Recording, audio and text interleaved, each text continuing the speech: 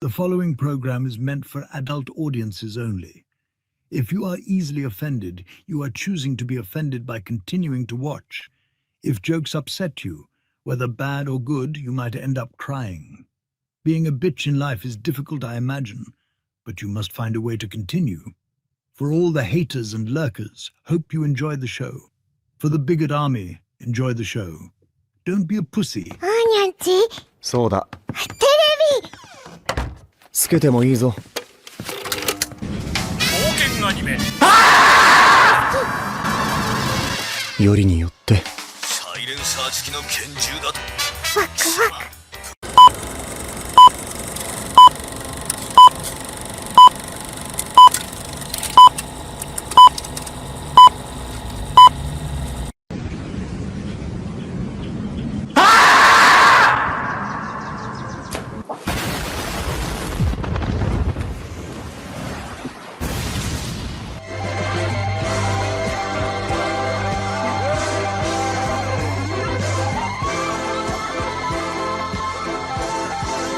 Here we go! Mucha lucha, mucha lucha. It's the way of life.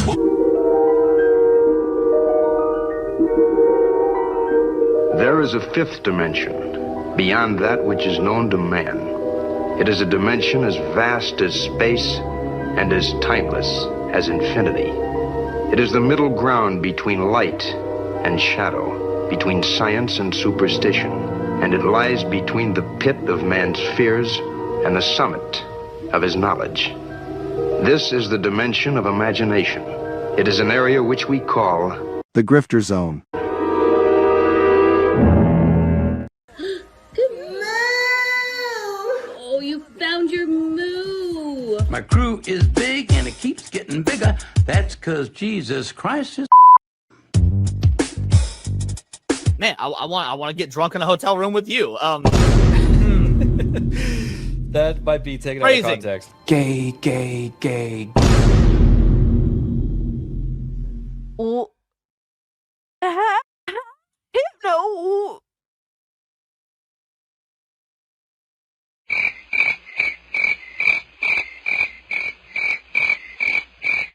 How is it my fault?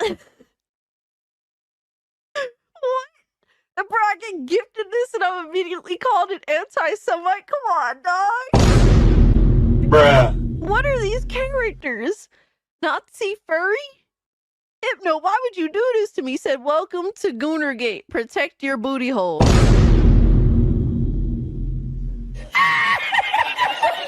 What's up, nerds? It's Alyssa Mercante, Kotaku senior editor, and nobody even wants you here.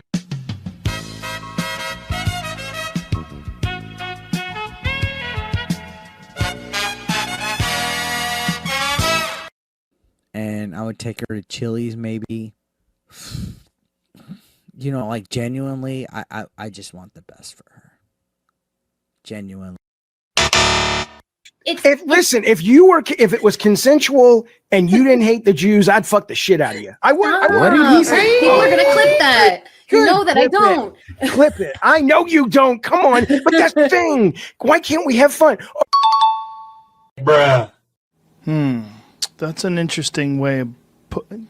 That makes sense. Jealous. Fuck yeah. Been knew I was that bitch. I didn't need a man to tell the fuck. And Hypnotic again, member for 1 month. Thank you. Enjoy First Berserker. What's that black stuff between an elephant's toes? Slow natives. Wait. Wild. Yeah. On the other end of the spectrum, yes. Okay.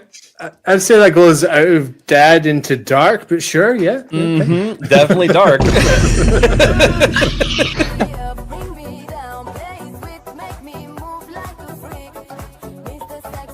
Somebody replies and it says, "This is embarrassing." And he says, "Not as embarrassing as your take on trans kids. It was not researched. It was cruel and it had no basis in facts. So forgive me if I don't take all your takes that seriously." Who's this person? Bruh. Look at the fucking thumbnail. God of Cock Meltdown. Oh my God, look at this. Oh man. Yeah, sure. Trans kids, for sure, man.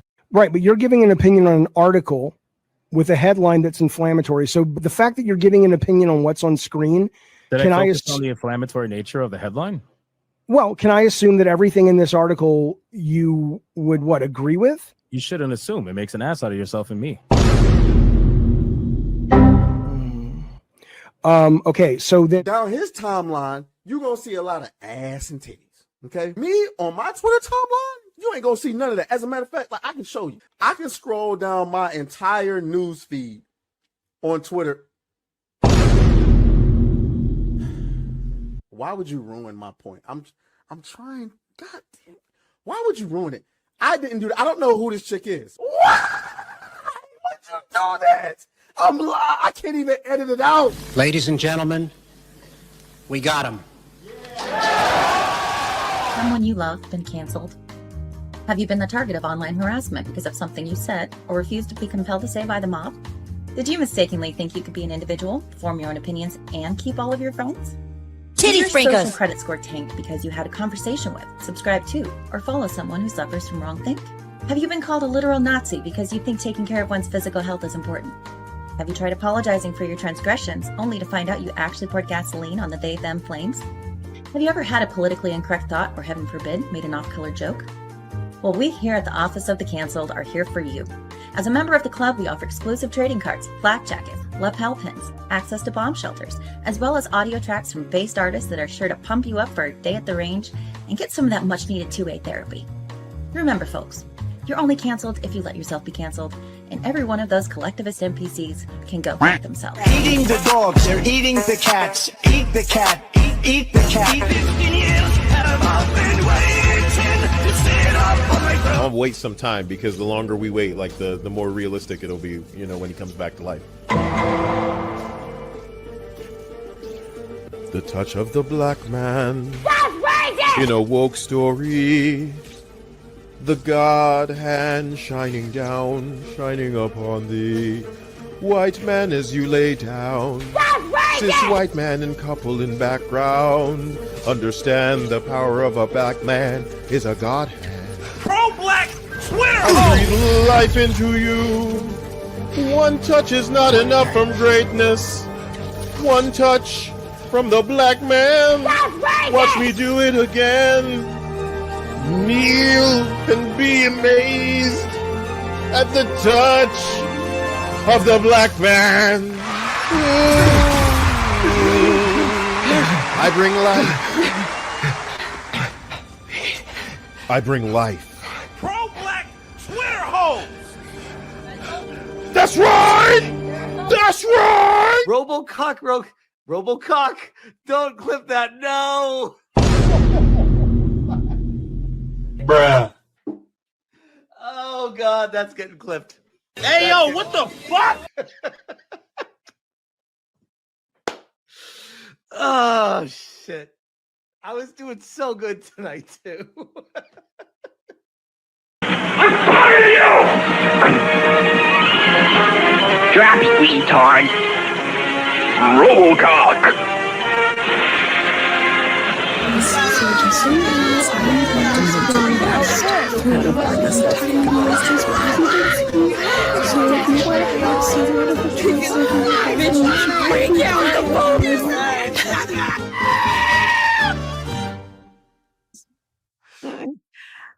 Good job, Daddy, not going on that incel show. I'm gonna buy you that Switch too now.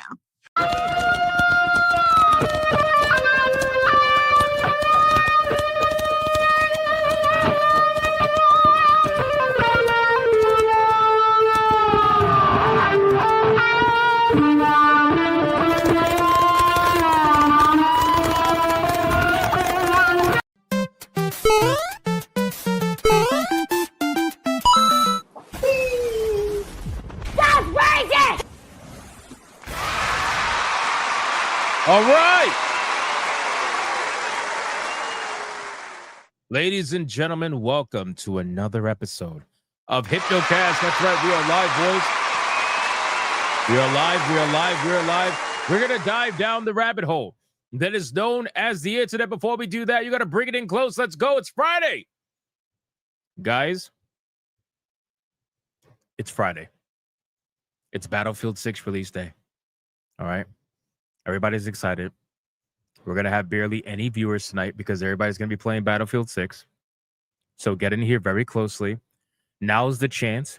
If you wanted to grab a titty without being noticed, now's the chance. If you wanted to grab a butt cheek, now's the chance. But what you will not grab, are you listening? Are you listening very closely? What you will not grab is the fucking pumpkin. Do you understand? Don't touch the pumpkin until November 1st. And listen very closely. If you're watching on YouTube, like the stream. Like it. Like it. If you're watching on Rumble, like the stream. If you're watching on Twitter, like the post. And if you're watching anywhere else, you're gay.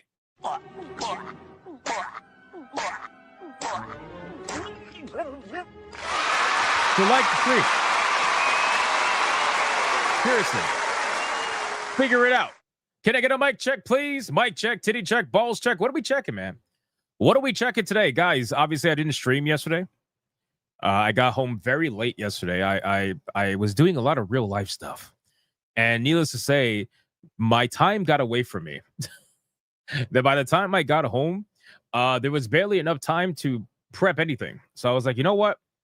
Since I worked on the Sunday I was supposed to take off, let me just take off this day. So that's what I did. But aside from that, what else are we checking? What are we checking today, boys? What do we got? Handy says, glad you're back. Thank you, man. I appreciate that. Old Man Cat says, unsupervised check. Very nice. Very nice. Mega cringe check. Gotta love it. Floating holiday. Commissioning spicy art check. Uh-oh.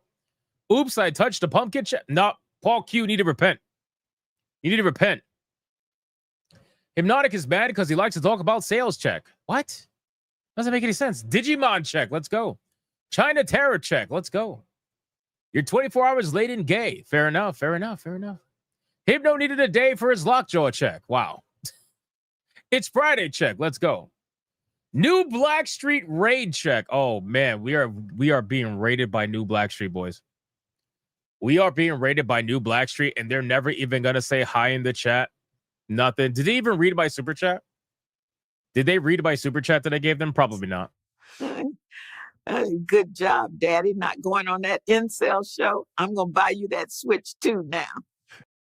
Probably not. Let's be real. Let's be real. What else are we checking, man? What else are we checking? The blacks have arrived. Check. Absolutely. They have. They have. Granny Switch check? Absolutely. Yes, they read your super chat. Oh, okay. All right. All right. Fair. They probably read it really fast too. They probably read it like ultra fast. They probably couldn't even read it properly because it was a little bit too long in English. All right, guys, listen, our ESG scores are at their maximum. We are fully funded. Like the stream. Guys, it's crazy, man. Guys, it's crazy. You know, like these guys, they'll be like, hey, man, you know, you want to play this game, want to play that game? And then the first day that I'm ever like, hey, Battlefield 6 is out. You know, anybody in the chat, and by chat, I mean like the people that I talk to every day, I was like, hey, anybody in the chat want to play some Battlefield 6 with me? You know who's the only one that answered? The fucking woman, my guy. Cult Classic Cage is the only one that answered. Every other dude was being a fucking bitch, not answering, because they don't want to play against someone who uses keyboard and mouse. Of course not. Of course not. Only the fucking woman answers. My God. Cassie has a bigger dick than most men. Guaranteed. Guaranteed. Good on Cassie. Cassie's always down and ready. Appreciate that. Much love to Cassie. Pause, by the way. Pause. All right, guys, let's do the Big Army roll call. Let's see who is in his chat right now. Aside from former Kotaku urinalist, Black Samurais that unfortunately did exist at one point but no longer do, and people that swear they want to play, you know, games, and then you hit them up and they're like, ghost. Because we know they're in here. Yeah, we already know Smash JT wouldn't respond. I would not expect Smash JT to respond. Let's be real. Can his PC even handle Battlefield? Glowmite Prince, Black Tailgate, Roll Some Joint, The Gaming Wolf 87, Anubis Hades. We got Sirloins, Mr. Melancholy, Alucard, Yamato 85, 17 Crash, Cisco 08. You didn't ask me, bro. I just said I asked this because I'm gonna be streaming, so I was like, hey, let me reach out to the guys that I stream with every day. You know, maybe we could do a stream together that'll be entertaining for people, where they could get their favorite creators together playing a video game, like something we talked about all the time. And then once I bring it up and these motherfuckers are just completely gone, MIA, not even ready to do this, it's like, bro, you always got to be ready, bro. You always got to be ready.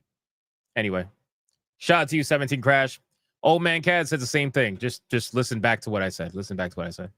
Sonya Lisette, Roll Some Joint, Toxin, Nacho Ninja, Democulus, Glowmite Prince, Dragon Knight over on Rumble, Hypnotic Rapture, Big D.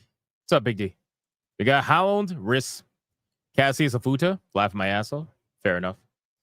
We got Lionheart, Frenchie 07, The Voice in the Water, Schizosaurus, Jeremiah Maxwell. Thank you, Schizo. I appreciate that, bro. Sleeping Nova, Ron DFK, Matt Stanford, St. Hugo, Ryan Moore, Nico, Creepier 07, Soul Burner, Robinizer 24, Reaper Knight, Radio Chimp, D-Mag, Oliver Adam. Let me see. Infernal Hollow Knight, Panda Pumpkin Paperclip. I still think this is the craziest account ever. Sincerely, crazy. We got Magdi, Jason Alator, Roll Some Joint, Smash JT. I'm playing Silk Song. What is he on? Like Stream 52? Something like that. Matthew with the Hero Prees. We got Commander Sonok. Fuck. Here, let me click it. We got No Guyber TV.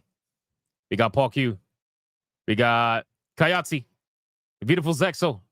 The Flying Mango. Dragon Reborn. We got Grooves Games. Richard Day. Asuda. Silent Hill F is amazing. I don't think it is amazing. I think it's above average. But I'm glad you think it's amazing. Gunblade. Do I goon or watch Hypno? I'm torn. Why can't you do the same, both at the same time? What are you trying to say? Dark Obsidian. Stone you over on Rumble. Hypnotic Rapture. Midnight Mike. Lionheart. Felstaff. Richard Day. Can he run up potato? Maybe. Cisco. We got Crash Collins on Rumble. Dedraconic on Rumble. We got Hypnotic Rapture on Rumble. Frank Castle. Missing Worlds. We got Backbone EJ8. Wait, what? Why should we play with someone that smashes his face against a keyboard to game? What? Okay. Jim Singleton. We got Shushi. I don't know if I said that right. Shushi. Sisaloco. I'm having fun trolling chills in yours and Smash's videos. The coping and damage control is unreal and lame. Nice. There you go. Makes sense. Bishop Judas. We got John D. Drake. We got Angmar WK. All right, let's call off 4 more people, boys. 4 more people, and then we gotta get on with the show. 4 more people. Let's fucking go. Moogle. Hanny. Skeg. Say Skeg. Skeg. Sir Spamalot. Skeg. Say Skeg. Skeg. Kiara Coley. Skeg. Say Skeg. Skeg. Ryan Moore. DJ the Dude. I'm in a good mood today. I'm in a really good mood today. Tiger King. What's up, Tiger King? And last but not least, we got K. Thomas. We got Time Bound Howler. We got... Who else is here? Let's see. Let me scroll down. Toddy Guns. What's up, Toddy Guns? We got Booming Bob saying Hypnotic is gay. And last but not least, Captain Killer Guns. Vince MTB. Carlos. Soul of Grim. And last but not least, Skeg. Say Skeg. Skag, and Jim Singleton. All right, guys, I called out as many people as I possibly could.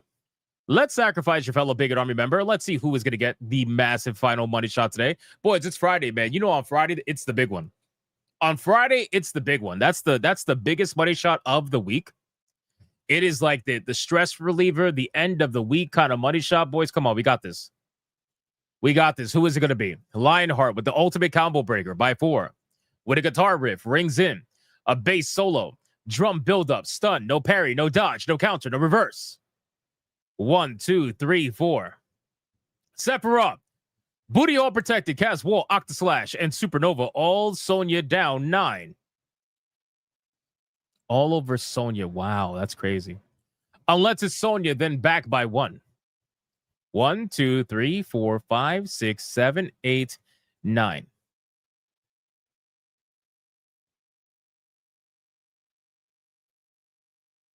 I'm confused by this. Holy shit.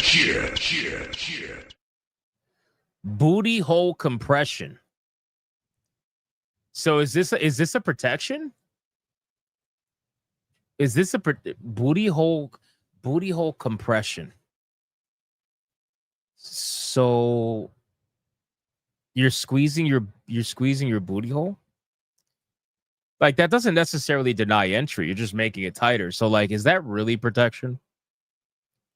Is that sincerely protection? I'm just trying to have some logic here.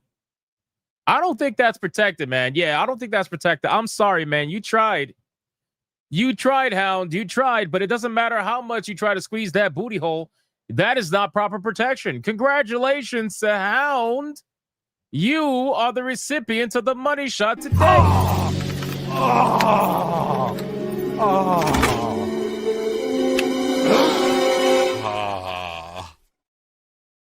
What the? Let's fucking go, man. Like the stream. Like the stream. All right, guys, listen, we got a lot we got to go over today. There's a lot we got to... Wait, what? You guys hear something? It sounds like something in the distance. I don't know. It sounds like something that's like screaming from below my fucking desk. Hold on, let me see. Nope, it's even deeper than that. It's probably in my carpet. Hold on, what's that? Oh shit, I'm sorry, I didn't see you down there. It's Kata. Kata is saying to let him on the stream. Why, Kata? Why do you want to get on the stream, Kata? What was that? I can't hear you from down there, bro. You're in like the fucking what do you call that? What do you call that? You like the threads of the carpet, you know? Like Kate, you know when they made that game Grounded 2, when you get reduced down to the size of an ant, they were actually making a biography on Kato. Just nobody knew that, you know? Why do you want on the stream, man? Or are you talking about the Battlefield 6 stream later today? Are you talking about that? All right, let me know. All right, boys, listen, we got a lot we got to talk about today, sincerely. There's a lot we got to go over. You know, yesterday we weren't streaming, so clearly there's a lot of topics that I missed on top of topics that happened today. Some of the main topics we're going to talk about, obviously, is Ghost of Yotei Japanese numbers. Yes, ladies and gentlemen, we got the Famitsu numbers. And every single shill, every single fucking shill is out there desperately trying to use those numbers as a massive win. I have never in my life seen a franchise lose half of the sales that it did in the first week compared to its predecessor, which, by the way, was a brand new IP that nobody knew anything about, compared to an IP now that people know everything about. And yet somehow it sells half of the first one, and everybody's like, that's amazing. That's amazing. It's incredible. So we're going to talk about that. We're going to break it down because we have some articles that are lying, saying that the normal thing to do would be to double the numbers, basically. So whatever the physical copies are, right, in Japan, they're saying to double the numbers. And that's what the real sales are in Japan. But little do they realize that that argument will lose credence if you were to double the numbers of Tsushima's numbers. And not only that, that's not true in Japan. Japan is a majority physical sales place. It's one of the only places in the world that majority physical sales by 70% on average. So anyway, we're going to talk about it. We're going to talk about all the numbers, boys, because I'm sure they're watching. I'm sure they're watching. You know, did you guys know that there's people that watch my streams just to count super chats? And no, I'm not talking about mods. I was informed of this the other day. I honestly, I want to say I couldn't believe it, but that would be lying to you. That would be lying to you. There are people that watch my streams literally just to count how much money comes in.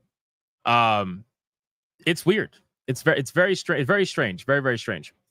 Sisaloco says 3 dislikes. Haters really use it. Yeah, no, they do. It's about 3 or 4 people that do it. Right? They're banned on the channel. They already know they're banned. They say it all the time.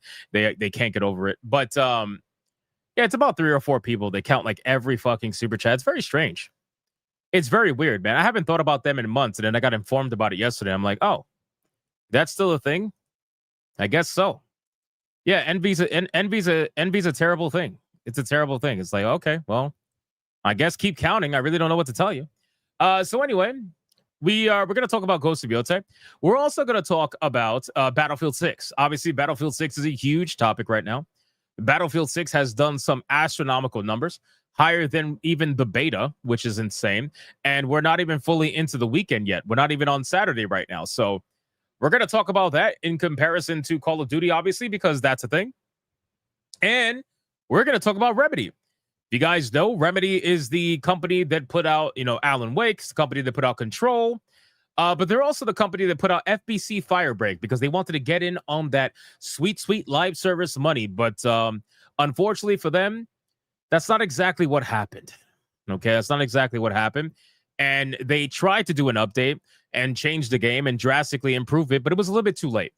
The game has not been saved in the slightest, and now they're admitting that they're losing a lot of money every single day, and most likely this game will end up dying. If they actually want to be able to make any money or stop the bleed of money, I should say, they're going to have to kill the game. So in any case, we're going to talk about that. And of course, we got a million fast topics. We might have a potential new Wolfenstein game, which would be really sick. We're going to talk about EA fucking up the launch of Battlefield 6 on their own platform, which is amazing. Steam works perfectly fine. EA, nope. Incredible considering it's an EA game.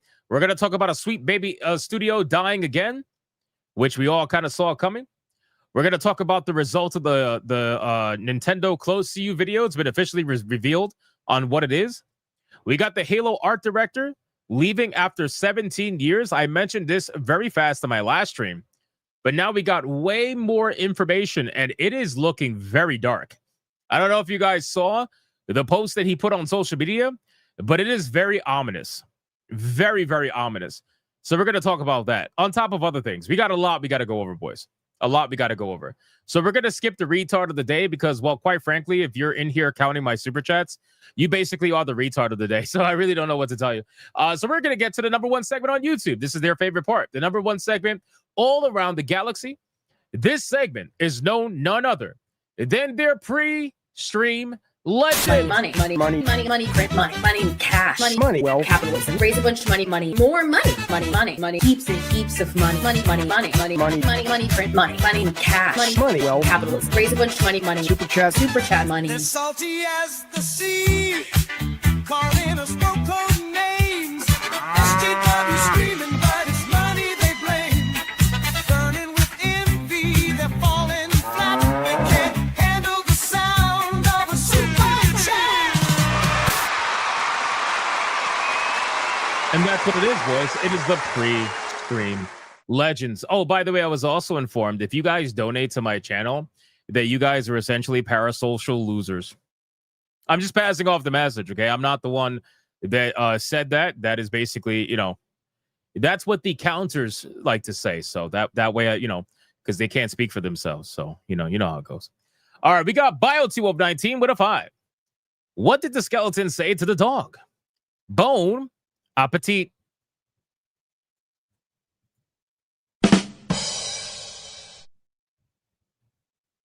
Nice. Appreciate that. Bow to him. Thank you. Bon appetit. Very nice. King Demon Wing with the 10 membership mega banger. Hey, yo.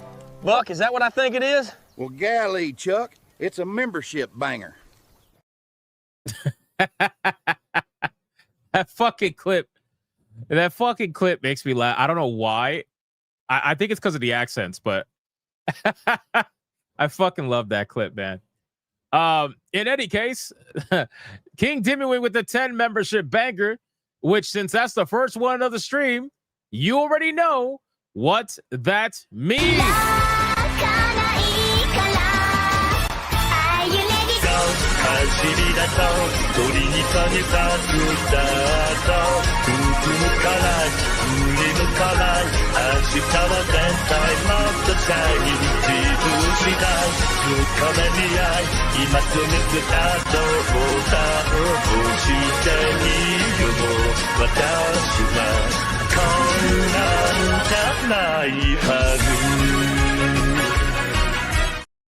Shout out to King Demon. Thank you so much, brother, for the 10 membership mega banger. That is legendary, bro. I appreciate that, man. Mr. Melancholy with a 5. I question the sanity of people who still play and defend Call of Duty.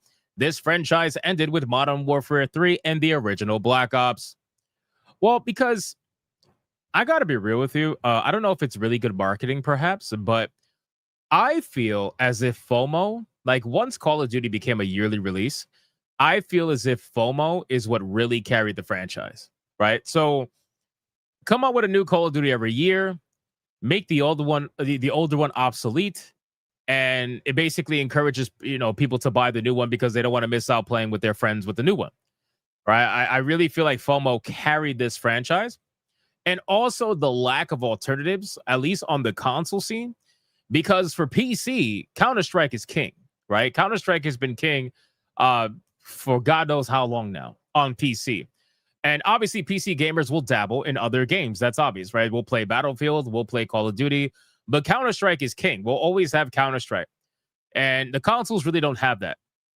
So Call of Duty had a monopoly for the most part. And then once Battlefield showed up, they were doing really well with some of their earlier iterations.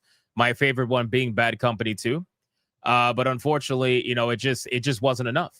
It wasn't enough.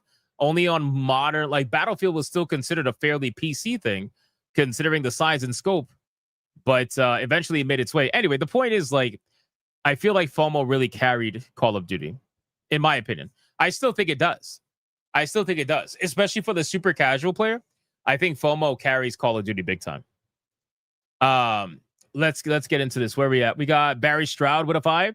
Why did the chicken cross the playground to get to the other slide? Wow. To get to the other slide. All right, then. All right, then. Interesting. Final Twin. What a 5 says, hail, everybody. Ready for a stream on my birthday? Hey, listen, everybody wish Final Twin right now a happy fucking birthday. Let's get the cake emojis in the chat. I don't want to scream. Okay, I don't want to scream. I don't want to yell. I'm going to talk normally. Final Twin. Happy fucking birthday, brother. Shout out to Final Twin, man. Much love to you. Much love to you, bro. Happy fucking birthday. Legend. Paul Q with 5 memberships. Let's go. Let's get some fucking subs, bitches!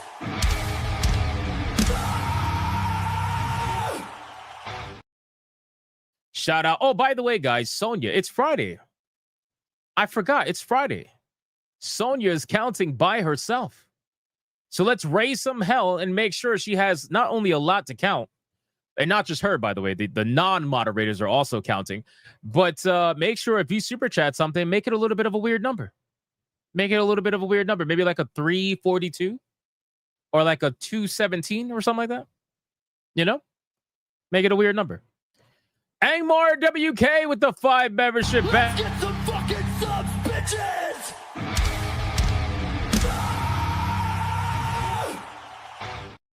Shout out to Angmar WK with the 5 membership banger. Thank you so much, bro. I appreciate that. Sir Loins with a $9.99. I am here for Sonia Lisette, Hypno, You can leave.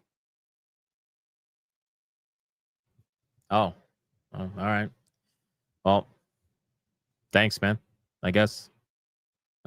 Thanks, guys. And for the non-moderators who like to count, just hold it down. All right, just hold it down. Just hold it down. All right. You got it. Hold it down.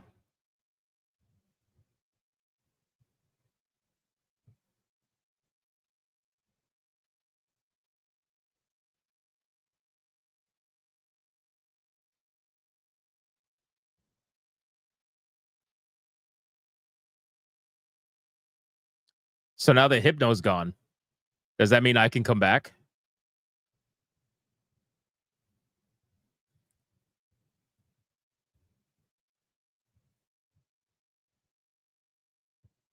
Yeah.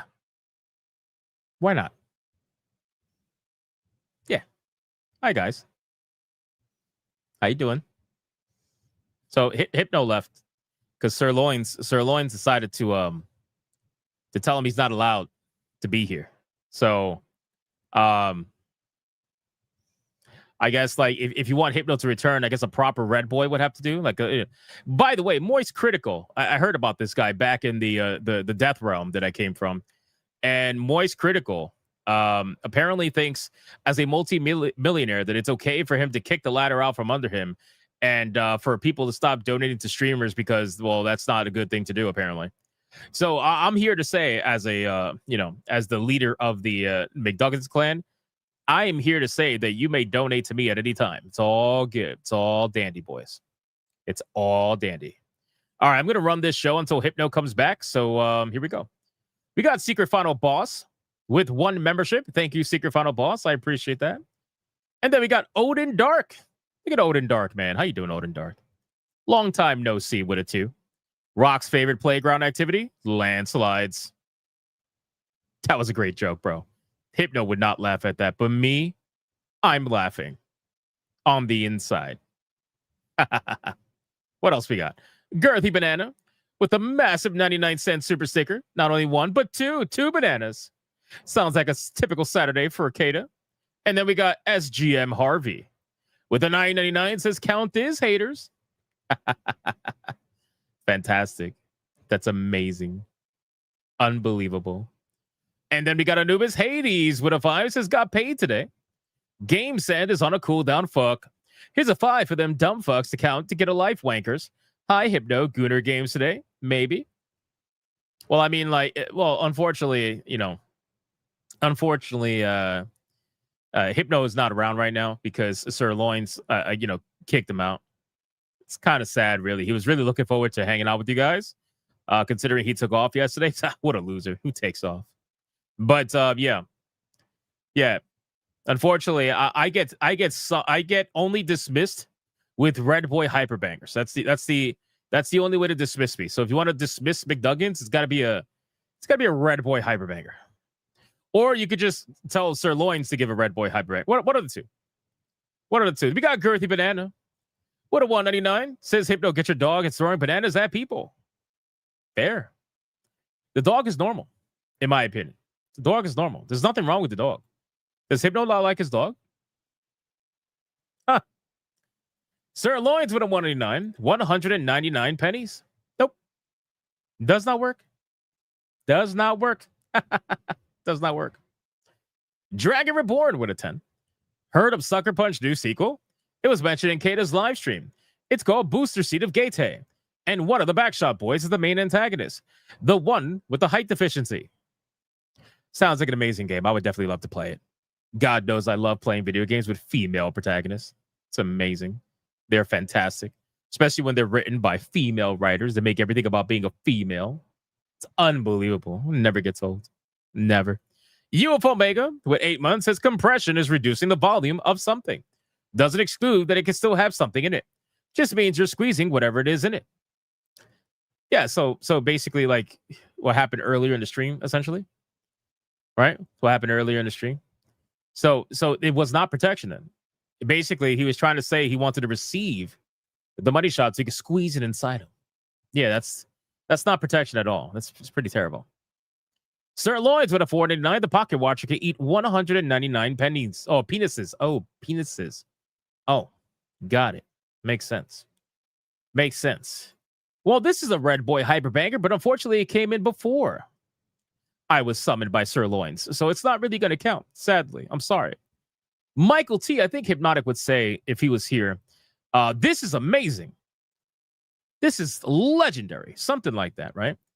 Shout out to Michael T with a $100 Red Boy. What does he call it? What does he call it? Hyperbanger. Yeah, Hyperbanger.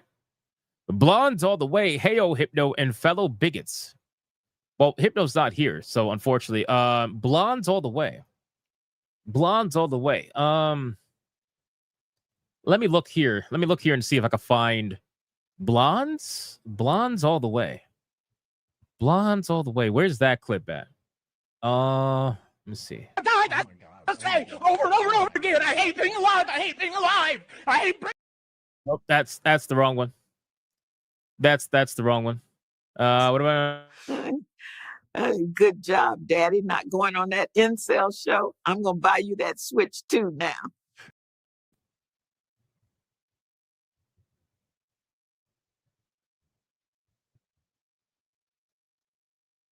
I've never seen that. Holy shit. That's insane. I mean, I'll do pretty much anything, but not that. Wow. Wow. Wow. There's people worse than me. Holy shit. Oh, I think I found it. All right, Michael T. Michael T. The blondes have arrived just for you. Oh my god. It's a fucking Red Boy Hyperbanger.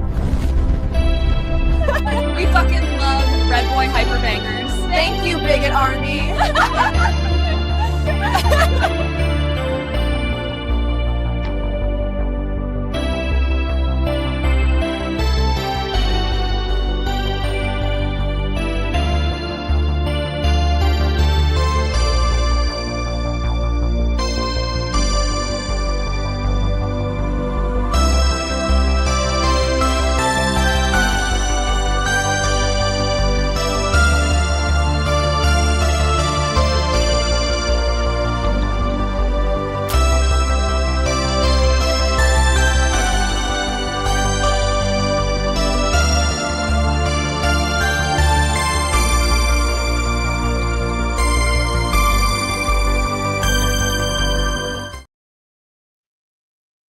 That clip made me happy.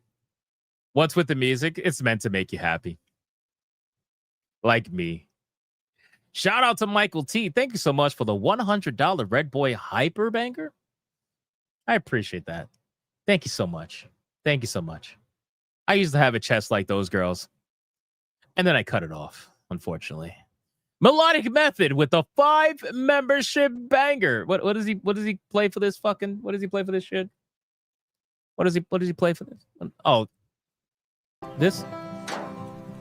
Hey, yo, Buck, is that what I think it is? Well, golly, Chuck, it's a membership banger. Holy shit. That's like the farm of every Republican I've ever seen. Shout out to Melodic Method. Thank you so much for the 5 memberships. I appreciate that. Girthy Banana, become my favorite for $1.99. Says, we got Cinder and McDuggets in 1 week. Let's go. What? Who the fuck is Cinder?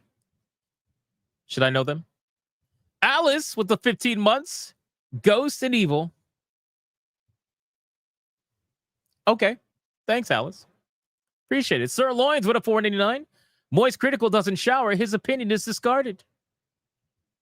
I mean, technically, I don't shower either. McDuggins doesn't shower. But anyway, that's fine. We'll just pretend like you said that in a complimentary way. We'll just pretend that. That's fine. Bud. Look at Bud. Hey, what's up, Bud? Been a $50 banger. Says, I missed the true Hypno. Oh, thanks, man. You missed me? Are you calling me the true Hypno? That's awesome, dude. Thank you so much. That makes me really happy. That makes me so happy. What? Let me look at these little clips over here on the side. What little clips we got? What's this? What's this? Oh, yeah. He uses this, right? He used this stupid fucking clip from his, like, stupid people that fucking procreate too much, and God knows it's like 10 Mexicans per hour. Mucha lucha, mucha lucha. It's It's the way of life. Mucha lucha. Yeah, whatever the fuck that is. What the fuck is that? Anyway, I think he would play with that. I'm pretty sure. Shout out to Bud. Thank you so much for the 50. I appreciate that, man. And then we got Hassan's dog. Oh, Hassan, I'm a big fan. Hassan, I'm a big fan. Love your dog, man. Love your dog. Hassan's doggo, God of Lightning, gifted 1 membership. Oh, it's the dog. Oh, it's the dog. Hi, dog. Hi, dog. How you doing? I saw the day that you unlocked your powers. Amazing. Shout out to the dog. Trey Burkhalter with a 5. If this SP identifies as Sonichu, Transchu, if you will, think you dropped this medallion? Oh, no, I'm not picking that up. Even I don't fuck with that. AB8596 with a 5. With the EA under new management, do you think we'll see older IPs make a comeback? It'd be awesome if they brought back Alice Asylum. Oh, that's a fantastic game. It's actually a biography of my life. I don't know if you guys know that. If you played it, you know exactly what I'm talking about. Shout out to AV. Thank you so much, man. I appreciate that. And then we got Sirloins. Oh, Sirloins. Why'd you do that? Why? Sirloins with a 99.99. Don't you dare come back without your cat ears. All right. Well, I guess whatever. It's nice knowing you, fucking dick. You summon me and then you get rid of me. You summon me and then you get rid of fucking guy, man. It's the last time I ever do anything nice for you, Sirloins. Fucking dick. Seriously. Unbelievable. I haven't been around for ages because it's Sonya.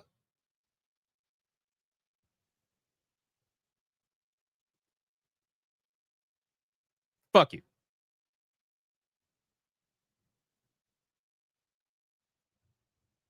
The fuck was that? The fuck was that? It's weird. The hell? What just happened? Am I still live? The fuck happened? That's crazy. Hey, Sirloins with a 99.99 says, don't you dare come back without your cat ears. Are we at tier 2? How? I just blinked and we weren't even at tier 1. We're not at tier 2. There's no way we're at tier 2. There's no way. No way at all. What the fuck? Sonya, is that true? Sonya? Is that true? We're not at tier 2. Not yet. Exactly. See, Sonya's lying and Sirloins is trying to get ahead of the curve. But that's okay. I already know you like the Japanese goth girls. I'm going to play that for you, sir. Oh my god, it's a red boy hyper banger.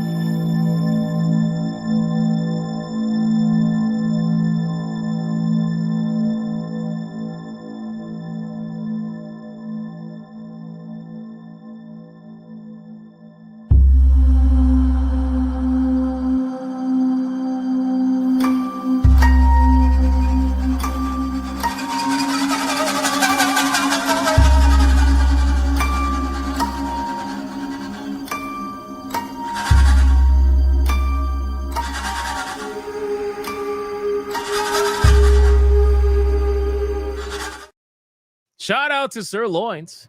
Thank you so much for the $99.99 Red Boy Hyperbanker. I appreciate that. I don't know what the fuck happened, man. I don't know what happened. Like, I was reading super chats, and next thing I know, I see a Red Boy. Sorry, guys. That's weird. It's weird. Listen, it's spooky month, man. You never know. You never know what might happen. Archangelus with 7 months. Happy Friday to all. A very good day for laughing. Because imagine all the new people seeing this character. Thanks for making my day better. Oh yeah, that I don't know what you're talking about, but I'm sure there are new people in here every day, and there's also dedicated people that love to hang out here, not say a single word, and count every penny the stream makes. So there's all kinds of people that hang out with us. There's all kinds of people that hang out with this. Japanese goth girl Volplume with a 2. Hey, Hypno, as I can see, you removed your cloak. No. My cloak is still on. What are you talking about? It's right here in the back. You see it moving? What are you talking about? Anubis Hades with a 2. I'm back. Check your gifted game. Smash JT, you're next. Interesting. Shizuka Marikara gives a membership. Thank you, Shizuka. Appreciate that. And then Sir Loins with a 4.99. Next time I drop a Red Boy, I want to see some Latina mummies. I'm working on it. It takes time to make these clips, but I'm working on it. Let's go with a Rumble. Rumble, you awake? We got Crash Collins gifting 1 membership. Thank you so much, Crash Collins. I appreciate that. You know what I haven't seen on Rumble? I haven't seen Studi Mims. Where's Studi Mims at? Is he good? Is he all right? Scrap Gamer with $1. Word to the wise. Never tell a female tennis player their aim sucks. Last time I did, she aimed for my balls. Her aim is nuts. Deadeye's Lock with $1. What does Yotei and Assassin's Creed Shadows have in common besides insulting Japanese culture? They both take L's to a Japanese simulator. True. That's true. Gray the Merchant with $1. Thank you for bringing back McDuggins. What?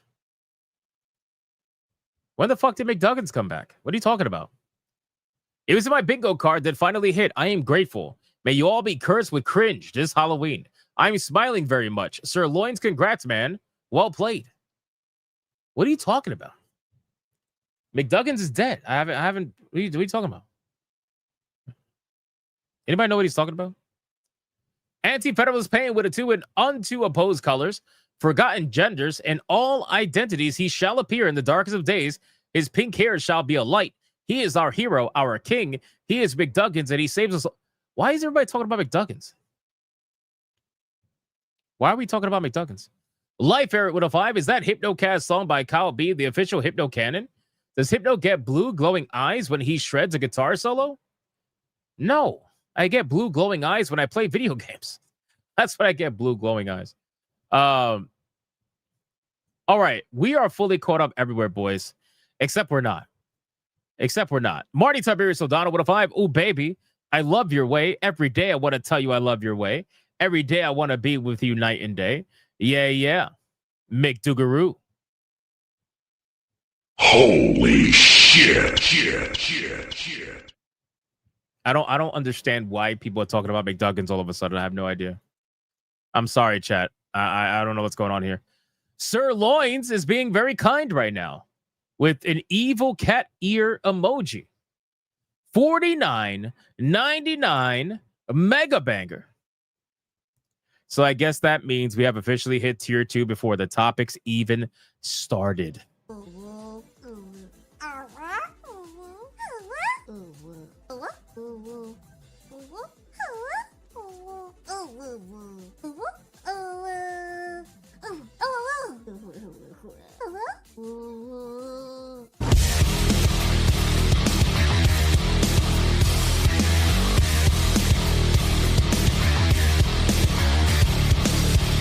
Shout out to all of you guys.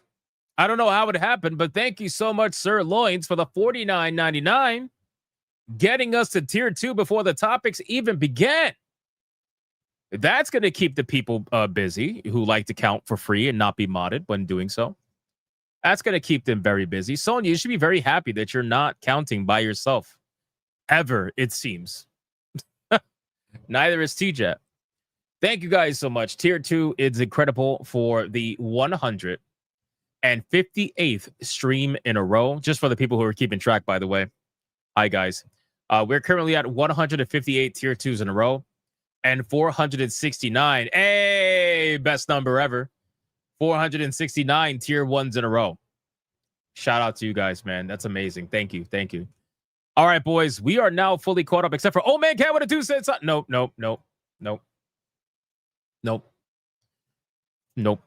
Not doing it. Shout out to Old Man Cat.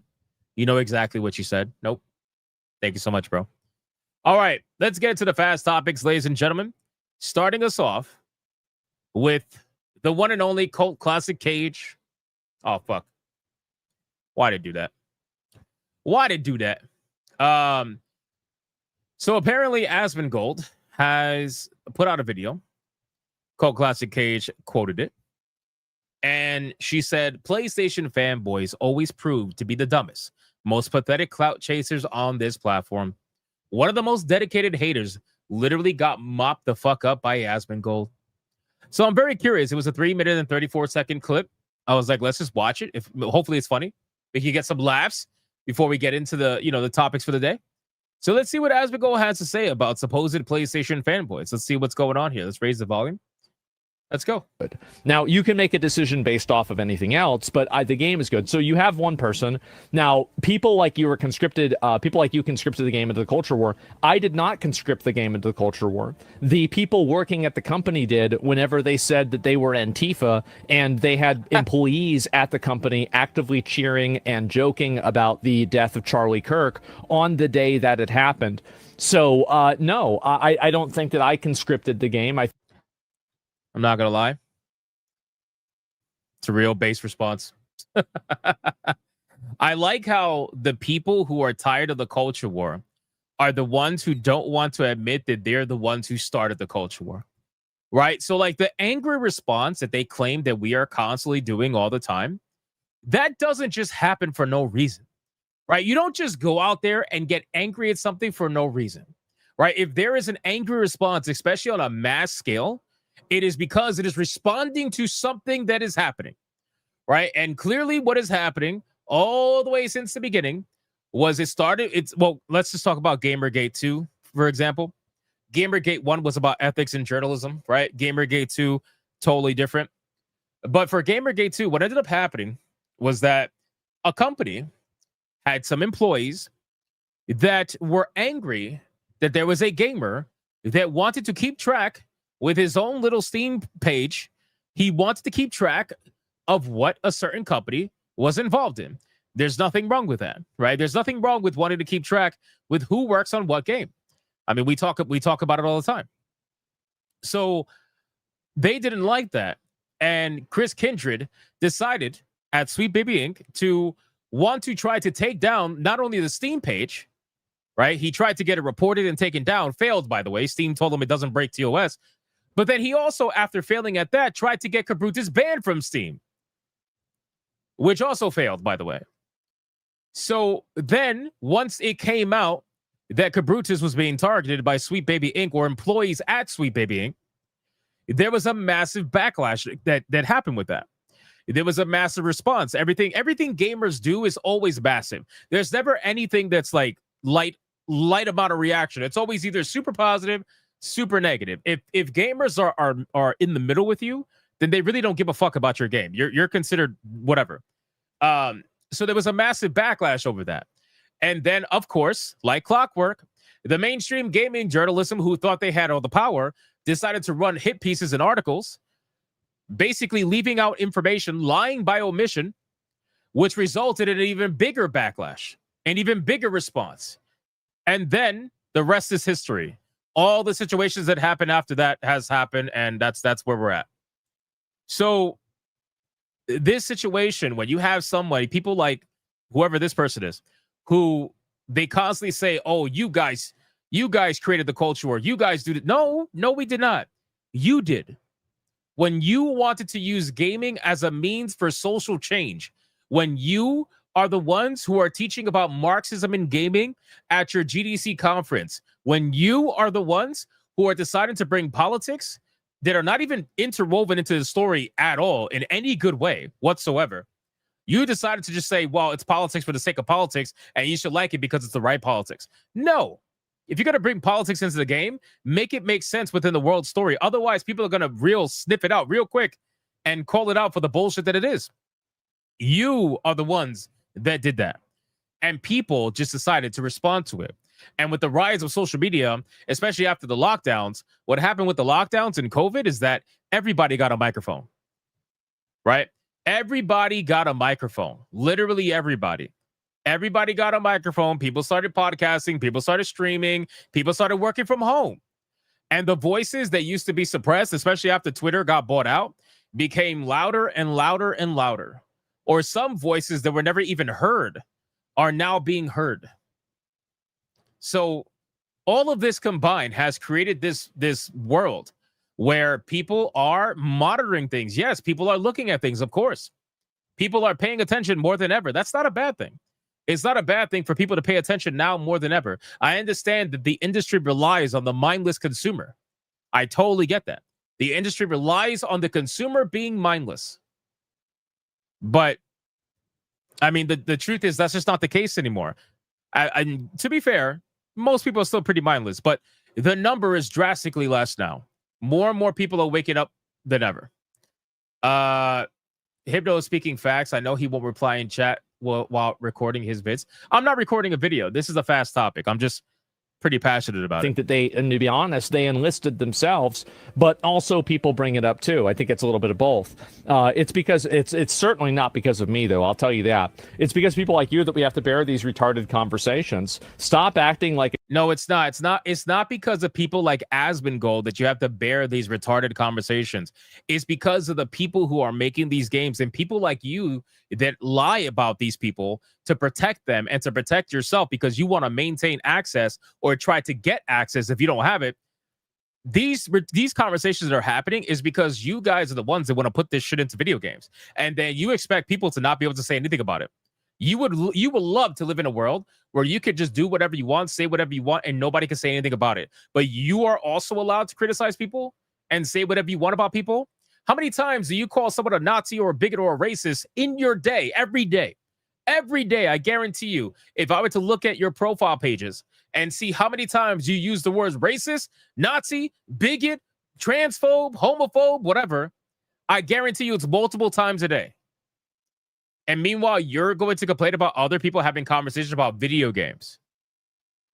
Bro, this is almost why I want to say these people are not real gamers. And if they are, they must have lost touch with what gaming has always been. I don't know about you guys. I've been gaming for an awfully long time, sometimes too long. Okay, I think back to some of my earlier years of playing certain video games, and honestly, I smile. But then I also remember we used to fight all the time. All the fucking time. Who's the best character? What's the best game? What's the best console? What's the best? Bro, and then not only that, in the MMORPG scene, we will argue about everything all the time. We need more casual content. No, we need more hardcore content. You got to make things easier. You got to keep things difficult. Raiding is too many people. We don't want 40-man raids. We want 20-man raids. 40-man raids are too hard to schedule. Give us 20-man raids. They're easier to. Oh no, 20-man raids are too hard to schedule. Give us 8-man raids, bro. How do you think Final Fantasy 14 got 8-man raids? You know what I'm saying? You used to fucking argue all the goddamn time. We still do to this day. So you trying to sit here and pretend like, oh, it's because of you we have to bear these conversations. We've been having these conversations for decades, bro. Except the only difference is now, due to the rise of social media, politics is more prominent with young people now more than ever. So unfortunately, young people who are a little bit too fucking stupid sometimes, they see politics in everything. In everything. Could be left, could be right, doesn't matter. Like, they see politics in everything. Everything's got to be political now. But that's partially or mostly your fault. People like this. Anyway. It's tiresome or exhausting for you. You and all your controversy farming YouTubers caused this. Fuck you. So, in order to... Controversy farming YouTubers. Oh my God. Just tell me you're fucking envious, bro. Controversy farming YouTubers. You know, it's amazing that, again, we live in this world where people want to see things the way they want to see it, right? People like this. What they're doing is they're fighting whatever they view you as on Twitter. Even if that's not what you are, they're fighting that version of you because in their mind, they've made it up that is you no matter what. And they need that to be you. They need that to be you to justify why they act the way they do or what they say what they say every day.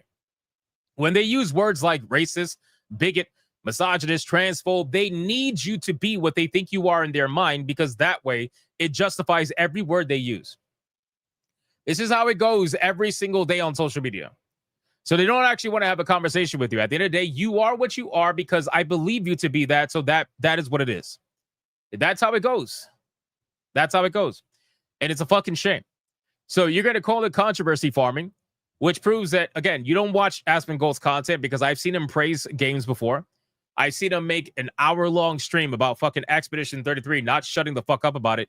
In all actuality, he clipped it into like 4 or 5 different videos praising Expedition 33 and other games as well. But you want to call it controversy farming. Just like earlier today in the chat before we began the stream, we had somebody trying to claim that we're crying about Ghosts of Yotei sales because we keep talking about the numbers. What kind of logic is that? We talk about numbers for video games all the time, for all video games. I'm about to talk about multiple video games today and their numbers. So when I go and praise Battlefield 6 because it's doing amazing numbers-wise, is that crying? I'm still talking about the numbers. I've been talking about Battlefield 6 numbers for how many weeks now? Is that crying because I keep talking about the numbers? That logic doesn't make any fucking sense. But again, it's all about what they perceive it to be. It has to be true because I perceive it to be that. Understand why this person is mad. Number one, they're bald. Okay. I mean, I think that we all know that. Oh, that is so unnecessary. That is great. That is great. But more importantly, they're a console fanboy. Oh, no. Oh, no. What? This motherfucker. Oh, my God, bro. PS5 logos everywhere. Oh, my God. I hear Kino Casino in the back of my head.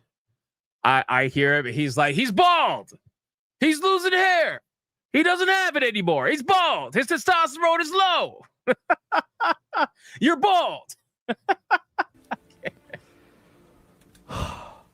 So this is, again, this is insane. So you have somebody, a console fanboy. So he's not mad. He's not mad at me for saying negative things about Ghosts of Yotei because it was woke. He's mad at me for saying negative things about Ghosts of Yotei because it was on PlayStation 5. Correct. Don't act like you care about this. You don't give a shit about it. Correct. He's so right. It's disgusting. He is so right. He is disgusting. It is disgusting in a good way because Asmon is on the nose here. The only reason why this person is angry is because he is talking about a PlayStation 5 exclusive currently. It's not going to be exclusive. We all know they're going to whore that game out everywhere. It's only a matter of time, including to Xbox most likely. But that is the reason why he's mad. Because if this was an Xbox game, do you think this person will be going this hard? Absolutely not. Of course not. You just don't want to have PS5 look bad. And I said the only thing more pathetic than culture warriors are console warriors. So I guess you've got me beat there. I played the game and judged it on the merits of its game. I like how Asmon Gold makes videos showcasing his own tweets and conversations that he has on X. And then when I make a video talking about the tweets and the conversations I've had with Sony boys on X, I get comments from haters saying, oh my God, you're making another video about tweets again. I'm like, yeah, it's my fucking tweets. It's my tweets, which means I'm going to make a video about it. Absolutely. And we're going to talk about the conversations that I've been lucky enough to have during the day. Yeah, absolutely. And guess what, bitches? You're going to click on it. Every single one. For the people complaining about me making videos on my own tweets, you click every goddamn video. You are one of the first ones there. It's like you give me the literal infinite content glitch and you're here commenting on every single one. It's crazy. Play same as I do with every game. You can criticize the actions of the devs without applying bias to the game. Now, did Baldy respond? No, probably not. Probably not. Baldy did in fact not respond. Just like when I did the numbers for the PlayStation shill, they tried to use ratings as a mean for for like whatever. Like he tried to use ratings as a mean to showcase sales, and I used his own math against him, and then all the Sony boys came after me for using his own math against him. But you know who didn't come back? The one that I quote tweeted. He never responded. Still to this day, he never responded to that thread. A couple of days later, never responded. What a surprise. I mean, again, he's probably too busy. He's too busy trying to buy another PlayStation 5. Stupid Baldy. I guess so, right? He roached out. Yeah, big surprise. And you can see all these comments here. And then he's defending this. He's defending getting mad about this. Another thing here, PlayStation 1 times. This Oni. Oh, there we go again. Another comment about this. This is about Mark Carney. And then this is State of Play, Sony Interactive. This is unironically a console fucking warrior. a bald 30-year-old console warrior who's mad at me because I didn't like the new Sony exclusive. Which is wild, by the way, to be a console warrior in 2025. What does that even mean, bro? Your own consoles are abandoning exclusivity. Meanwhile, you are exclusively giving them your heart, mind, and soul. How is that even a thing anymore? And I didn't even say it was bad. I said it was like a 6 out of 10 game. It was okay. Like, it wasn't great. I thought some of the parts of the story were silly, but I didn't think it was a horrible game. But that's the thing. See, you can't say that. You can't say that because in their minds, you are the right-wing extremist, Nazi, bigoted chud. That's what you are to them. So if you start talking and with a little bit of nuance and say, you know what, the game's good here, bad here, in between here, when you start breaking it down and reviewing the game based on just the game, they are looking for you to be a right-wing Nazi chud. And if you don't give them that, they lose their fucking minds. They lose their minds because they're desperately trying to convince everybody that you're a right-wing Nazi chud. That's what they're trying to do. And they've already convinced themselves there's no changing their mind. They're going to have that in their mind for the rest of their days. Yeah, I know he's not right-wing. That's my point. That is my point. In their minds, they view him to be a right-wing Nazi chud.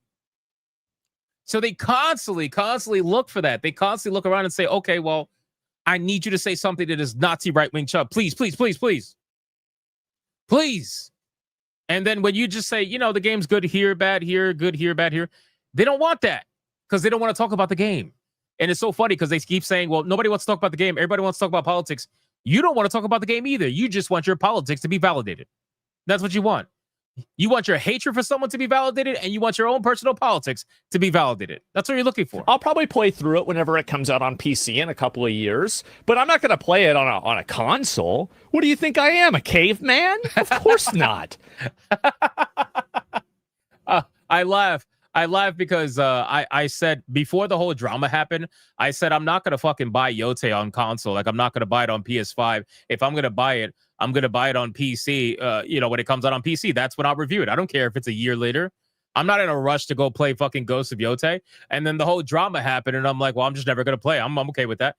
And I just laugh because the way he says is like, I'm not a fucking caveman. I'm thinking to myself, God damn, did I sound elitist when I said that? Like, I'm not gonna buy it on a console, you peasants. Like, that sounds horrible. I don't know. I just thought it was funny. I'm gonna wait for it to come out on the real platform, the computer. What are we doing? Of course not. Yeah, it's mediocre. I thought it was like a 6 out of 10. It was like a 6 out of 10, maybe 7 out of 10 game if I had played it more. I'm gonna start using that. Every time we're talking about it. I'm not a fucking caveman. You think I'm going to play it on console? It was okay, but it wasn't great. That's just... Oh, by the way, for the people who are in the chat who are console gamers, that is a joke. Okay, that is a fucking joke. Some of these guys, they get super sensitive, and they're like, well, some of us can't afford... Yes, I know. You play on what you could play on. I'm not mad at you. It's a fucking joke. God damn. The fact that I even have to, like, preface that is crazy. Seriously, play on whatever platform you want to play on. I've said that many times over and over and over again. But I do think it's funny. Generally what my opinion is on it, right? Is it better than Battlefield? I doubt that. I mean, I'll probably spend more time enjoying Battlefield than I'll spend enjoying that game. I mean, you take that for what you will. But that's it. You can connect the keyboard to your mouse to the console. No, I want it to be on Steam.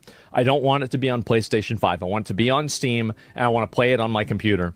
And so anyway, Asmongold was right that people do not want to...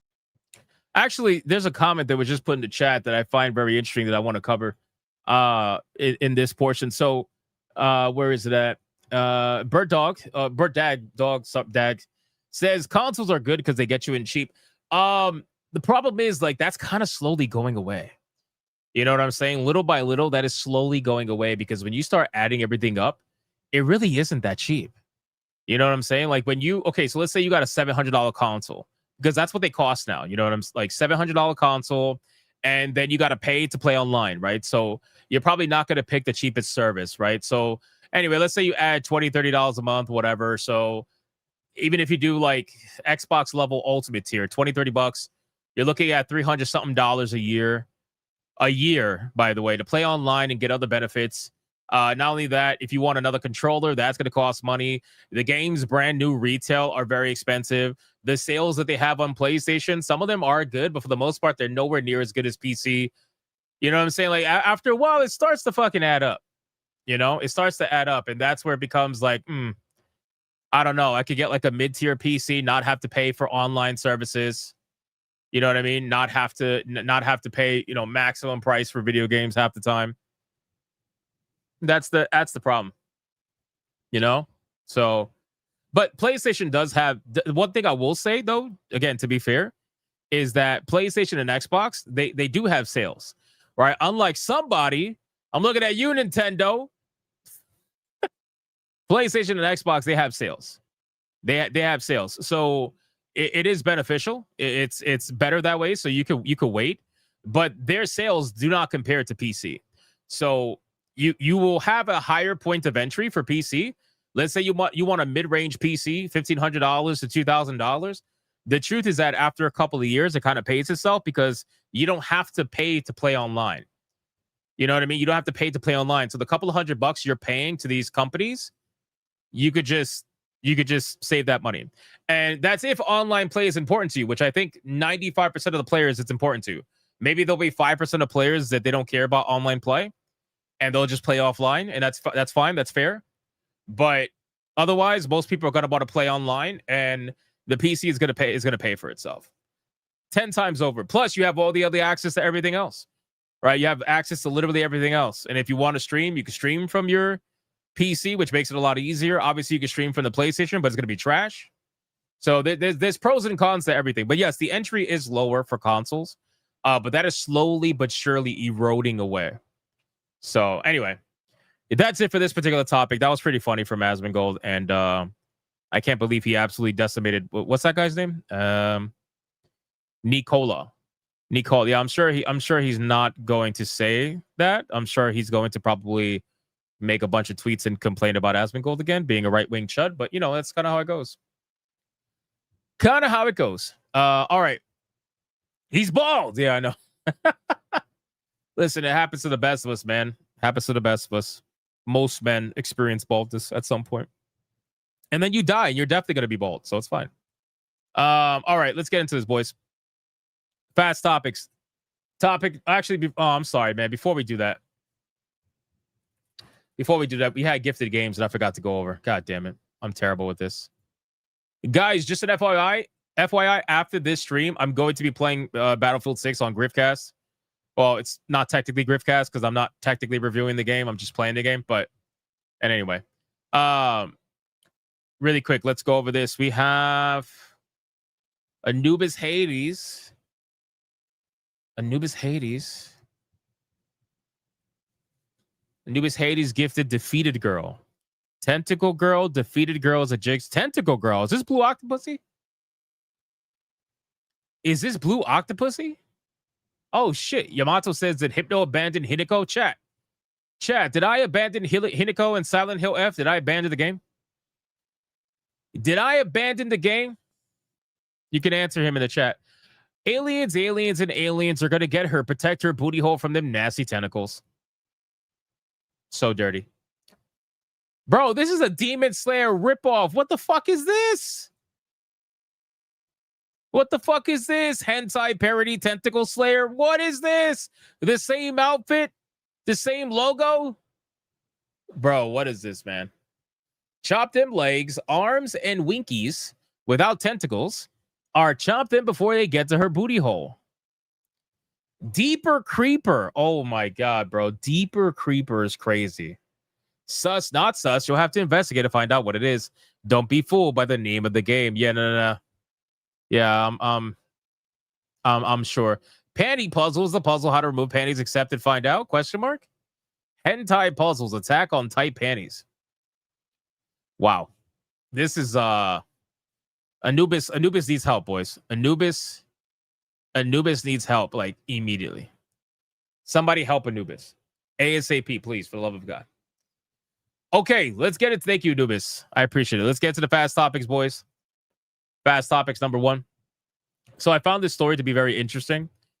RPG developers stop making games like Baldur's Gate 3 because retailers told us nobody wanted to buy them, says New Vegas and Pillars of Eternity director Josh Sawyer. Now, I have spoken about this many times before, and I like that this conversation is happening because video games like Baldur's Gate 3, and not even just Baldur's Gate 3, but a lot of turn-based RPGs, developers were shying away from turn-based RPGs because they thought that nobody wanted to buy them. They thought that nobody wanted to play them. And there's been so many video games that have come out and proven that that's not the case, to the point where now they have to admit that they were all wrong. Either wrong or delusional or whatever. They have to come out and admit that they were wrong, right? So I find this to be interesting because, again, for somebody like Josh Sawyer, who is a, New Vegas and Pillars of Eternity director, these are pretty big video games, especially New Vegas, obviously. It just goes to show that the more that we support these kind of games, I mean, again, that's if you're even into turn-based RPGs. If you're into turn-based RPGs, I highly implore for you to search and support as much as possible, as much as you're able to, because they're starting to make a comeback. They are starting to make a comeback. They are starting to come back strong, by the way. Expedition 33 was probably the biggest example so far in recent time. Obviously, you have Baldur's Gate 3. But no, in all seriousness, I'm glad that they're talking about this. I'm glad this is being brought up. And I'm glad that they're slowly but surely starting to admit that they were fucking wrong. That's really the big thing that I wanted to take away from this particular headline. So let's move on. Expedition 33 has announced, well, I should say the studio behind Expedition 33 has announced that they're already working on their next game. Okay. And they're giving some details about their next game, but, obviously not that much. But one recent comment that they said was, we just wanted to feel authentic. Clear Obscure Studios' next game won't necessarily have the same story, the same art style, or even be the same genre. Now, I would be very curious if they step out of the turn-based RPG, what do I say, genre. I'll be very curious as to if they step out of it. I know a lot of people are going to want them to make something similar to Expedition 33, whether it's a sequel or I think they said it was going to be an anthology series where there's going to be multiple stories within the same thing. I don't know, but the point is, I think a lot of people would want them to make something similar because that's obviously what their grand slam was. But I find it curious, and it's a good thing, in my opinion, that they kind of explored. They're a new studio. They clearly have talent, right? They have talent. They have people that are good at writing, good at music, good at game design. They have talent. So if they want to explore outside of what they originally made and outside of the comfort zone, I would be curious to see what they make, in my opinion. I would be curious to see what they make. I'm not just going to shut it down right away, be like, well, that's gay. Like, no, I had Expedition 33, fantastic game, highly recommended. We will always have that. I'd be very curious to see what they come up with. But maybe they play it safe and they stay within, the Expedition 33 kind of gameplay. Maybe they play it safe. Who knows? But this is only their first game, and they hit it out the park. They just recently announced over 5 million sales, actual sales, not players engaged. So there you go. We'll see what ends up happening with this. But yes, they did say that they just wanted to feel authentic to whatever it is they're making. So next topic, really quick, we got the Halo director. Now, this is extremely sus. So I just wanted to, want you guys to really kind of focus on this. You know what? We're going to hold off on this. I'm going to make that into a full video. We're going to hold off on that because I got to film 2 videos today in order to have one for each day. So let's do this. Moist Critical. You know what Moist Critical did recently? Moist Critical pulled a Peter Dinklage.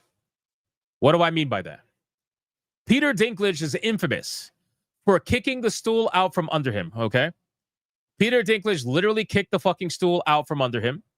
And once he was at the top, and he made all this money, and he had all these opportunities, he kicked the fucking stool out from under him, and he decided that he was going to say that he's tired of dwarven people only being hired for dwarven roles, which resulted in Disney, rumoredly anyway, making the dwarves in Snow White CGI because they didn't want to hire real dwarves, right? So there's that. Now, with all that being said, if you're a fan of Moist Critical, by all means, have at it. I'm not a fan, nor am I a hater. I'm just commenting on this particular phrase that I don't like.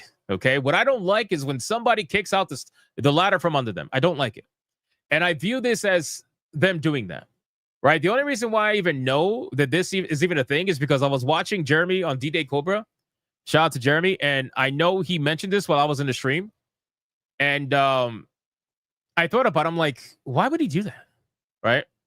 So Moist Critical, I guess because of what happened to a streamer.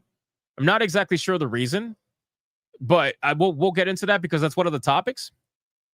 Moist Critical ended up saying to his fans, there are so many better options for your money. And he turned off all donations on his stream on Twitch. And he told his fans to give the money to charity. Right? Now, the ironic thing is that two things. Number one, a lot of charities, you got to be very careful with them because they're scams. Right? So telling people to just flat out give money to charity, that's a big problem. Like you can't just use a blanket statement like that. I'm sure he's smart enough to tell people that. So I'm not going to say he didn't say it. But that's number one. Number two, from my understanding, when he was a younger streamer, when he was just starting out, he ended up actually donating pretty much all his money that he would make from his early content. He donated it to charity, only for him to eventually come out and say that he couldn't afford to continue streaming unless he started keeping the money. And then, well, now we're here where he is now a multi-millionaire, a multi-millionaire. And now he's suddenly saying, well, it's okay. I'll just turn off donations and stop giving your money to streamers. Go give your money to charity. I'm just like, dude, excuse me. That's what? That's stupid. Right? You're literally kicking and even if you're just saying stop giving money to you, I get that. But dude, it's like you're a major streamer. You're a major streamer, right? The perception is going to be a pretty blanket statement, you know? And I'm like, dude, that's kind of fucked, you know? And I understand the virtue about it, like, oh, I'm just going to turn off all donations, whatever, tell people to give money to charity and stop giving money to me. That's great. Great for you, man. I hope that works out for you. I'm sure it will, because let's be real. People who made all this money from streaming, they have their money in other businesses. They have this, like, he has his money in other businesses. So whether or not he gets money from streaming or not really doesn't matter. Right? So again, him saying to stop giving money to him, that's great and everything, but people are going to take that and they're going to try to make it into a blanket thing for people that they hate online, in my opinion. I just view it as it's just a weird way to virtue signal. Like, why not just, if you're getting donations like that, why don't you just start donating the money again? Start donating the money again. Just give the money to the charity. And that way, because he would prove that he would give money to charities before, which that's a great thing. Keep doing that, right? Keep doing that, because you're in a very good spot right now. You're doing perfectly fine. So why not just keep doing that? Just return to what you were doing before. But anyway, in any case, I view this as a little bit as kicking the ladder out from under him, even if he didn't mean for that to be a thing. Because again, he only said to stop donating money to him. According to some people, that's what he said. So he said stop donating money to him. But that is, the perception of it is going to be pretty bad. You know what I mean? Overall, the perception is going to be pretty bad. So regardless, it is what it is. People who stream full time, they obviously do need money to stream full time, and whether people want to give them money or not, that's up to the people. I've always told people, like, this will always be a fan funded. This particular stream will always be a fan funded stream. I don't take the what do you call it? I don't take the fuck you call that? Sponsors. I don't take sponsors. I'm not in this to get sponsors. I'm not in this to get free codes. I'm not in this to fucking work for the industry. I'm having a good time, and the fans take care of us. That's what it is. And to be fair, it's like, if you look at the numbers, it's like a small percent. Makita says, I do YouTube for 2 years a month. Never worked so hard for that little in my life. I don't mean to laugh, but I'm laughing because I know exactly what you mean. Because for the first 2.5 years of YouTube, like, this channel made essentially nothing. Like, literally, even after I got monetized, it would make a couple of bucks if that. And then eventually, you know, I built it to a point of where it's at now because I'm very thankful, very lucky for people. But Hypnotic, what about your coffee business that you obviously have? I don't have it. I don't have a coffee business. I don't have a coffee business. Shut up, man. Shut up. Appreciate it. But yeah, no, we don't have sponsors here. So that's why it's a little bit upsetting when multimillionaires try to say, well, you can just stop donating to me. It's fine. It's like, bro, yeah, we know that. We know that, my guy, but it's okay. Anyway, like I said, I agree with most of Voice Critical's takes, but there are some things that I don't agree with. And the perception of this is not a good one, in my opinion. So that's just, look. Oh my God, the coffee spam. The coffee spam. Whoa. Yamato says I have a Chinese coffee company. That's new lore. That's new lore. I didn't know that. Chinese coffee, bro. Unbelievable. Anyway. Yeah, you don't have to bend the knee to sponsors. Best thing to do. Yeah, I don't want to do that, bro. Like, listen, again, I'm very lucky. Even though I've grinded for years, and nobody wants to hear a streamer talk about this, so I'm just going to say it for 2 seconds quickly. I grinded for years, lost a lot of sleep. I chose to do that. I didn't have to do that. Okay, I was perfectly fine where I was before, and I chose to do that because I liked what I was doing. Right? The money comes eventually when you keep doing it because you like it. If you start off doing it for money, you are not going to make it. And I have told every single streamer that has ever asked me for advice. I've always asked them, like, why are you doing this? What are you doing this for? And I know it sounds fucking cringe. Trust me. I know it sounds like so stereotypical gay to say, do it because you love it, right? Like, I get it. I totally get that. But the truth is, that's what it is. Because you have to be your biggest fan. You have to be your biggest motivator. You have to be the one who thinks you can make it. Because you are going to be the one who thinks that before anybody else does. You know what I'm saying? And then if you get lucky, eventually, maybe it'll happen. You know what I mean? But you have to want to entertain people. You have to want to make it fun. You know, you have to want to try to do things in your own way. Don't just copy other people. You can be inspired by other people, sure, of course. But you gotta, like, you have to enjoy it, and you have to truly want to entertain people. That's basically it. Like, that's all I really got. Otherwise, it's gonna come off at some point. It's gonna come out at some point, right? It's gonna come out because, you know, eventually, if it gets to a point where, let's say you start getting big enough, and then eventually, like, maybe the donos come in a little blight one night, right? Maybe you just barely pass your goals or whatever.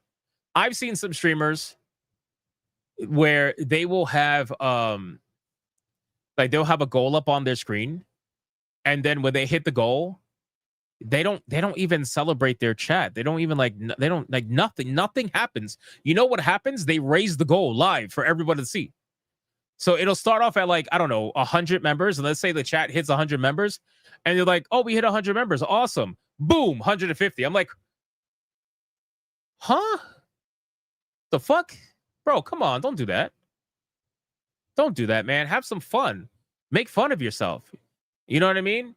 You know how many people who pocket watch me all the time?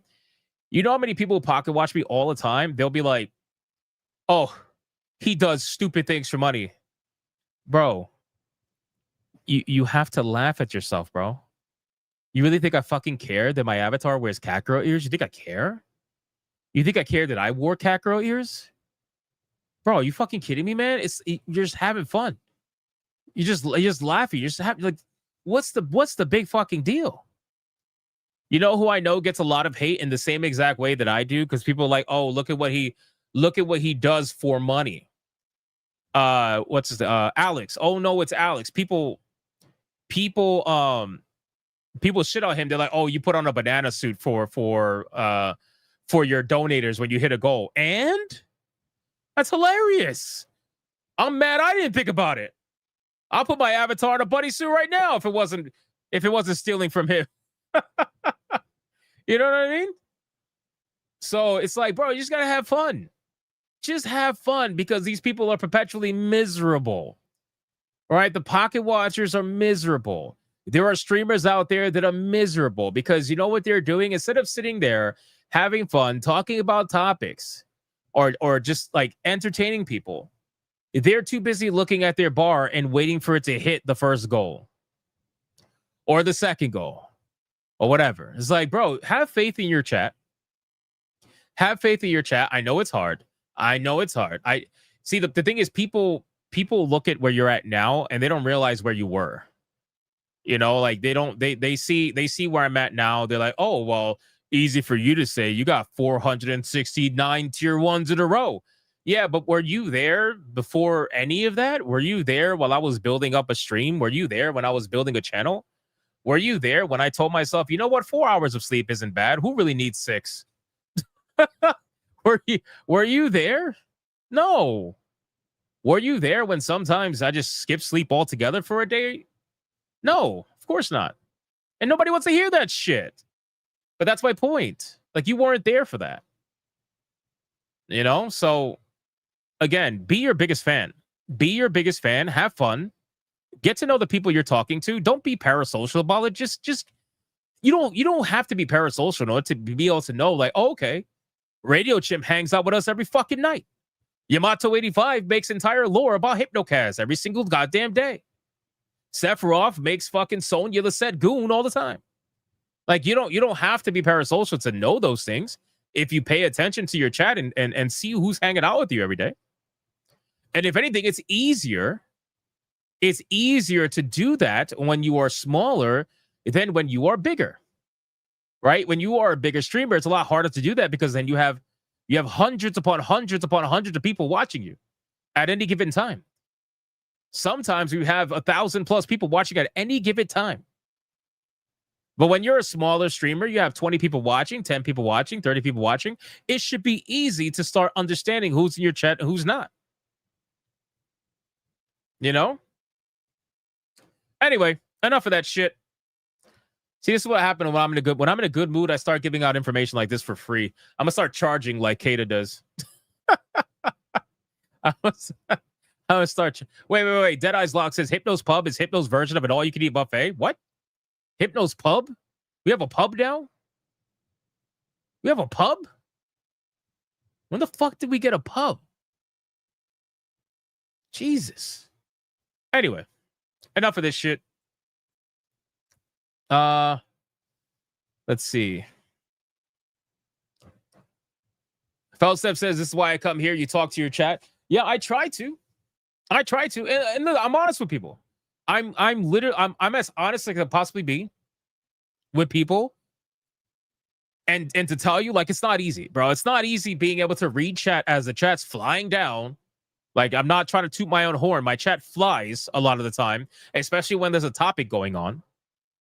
It's hard to catch a comment. I'm not going to be able to catch everybody, but I try to catch people. As long as you try, I feel like people understand, you know? But anyway, Kata Baby Inc. Consultancy. Oh, shit. Danilo says skill issue. Fuck you, man. Anyway, shout out to you. Nintendo has announced what their weird video was. Okay. They have announced what their weird video was, and apparently it says close to you Pikmin videos were Nintendo Picture short films, and they're not a game or a movie teaser. So some of you guys who Bert Dag says you never see my messages, nice one. Some of you guys had theorized this when we talked about this before, and just so you know, you're right. Okay, so and I kind of theorized this in a way. I said that this is probably a video game, but I was wrong on this, so there you go. Nintendo apparently, well, we were right about the studio, though. Nintendo Pictures. So Nintendo Pictures is involved in this, and this is basically like a concept. There's short films to try to build a concept around it.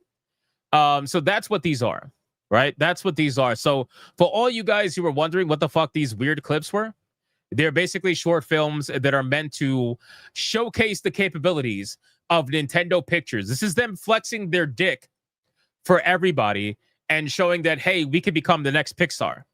We have the capabilities to become the next Pixar, right? That's essentially what they're doing. Let's see. Let's X this out. I'm not surprised on that though. We have to kind of do these fast. Sweet Baby Inc. studio that was involved with that was called, what was it called? Heart Machine? Yeah, Heart Machine. The Sweet Baby Inc. studio, and it's not really a Sweet Baby Inc. studio, they were just involved with SBI.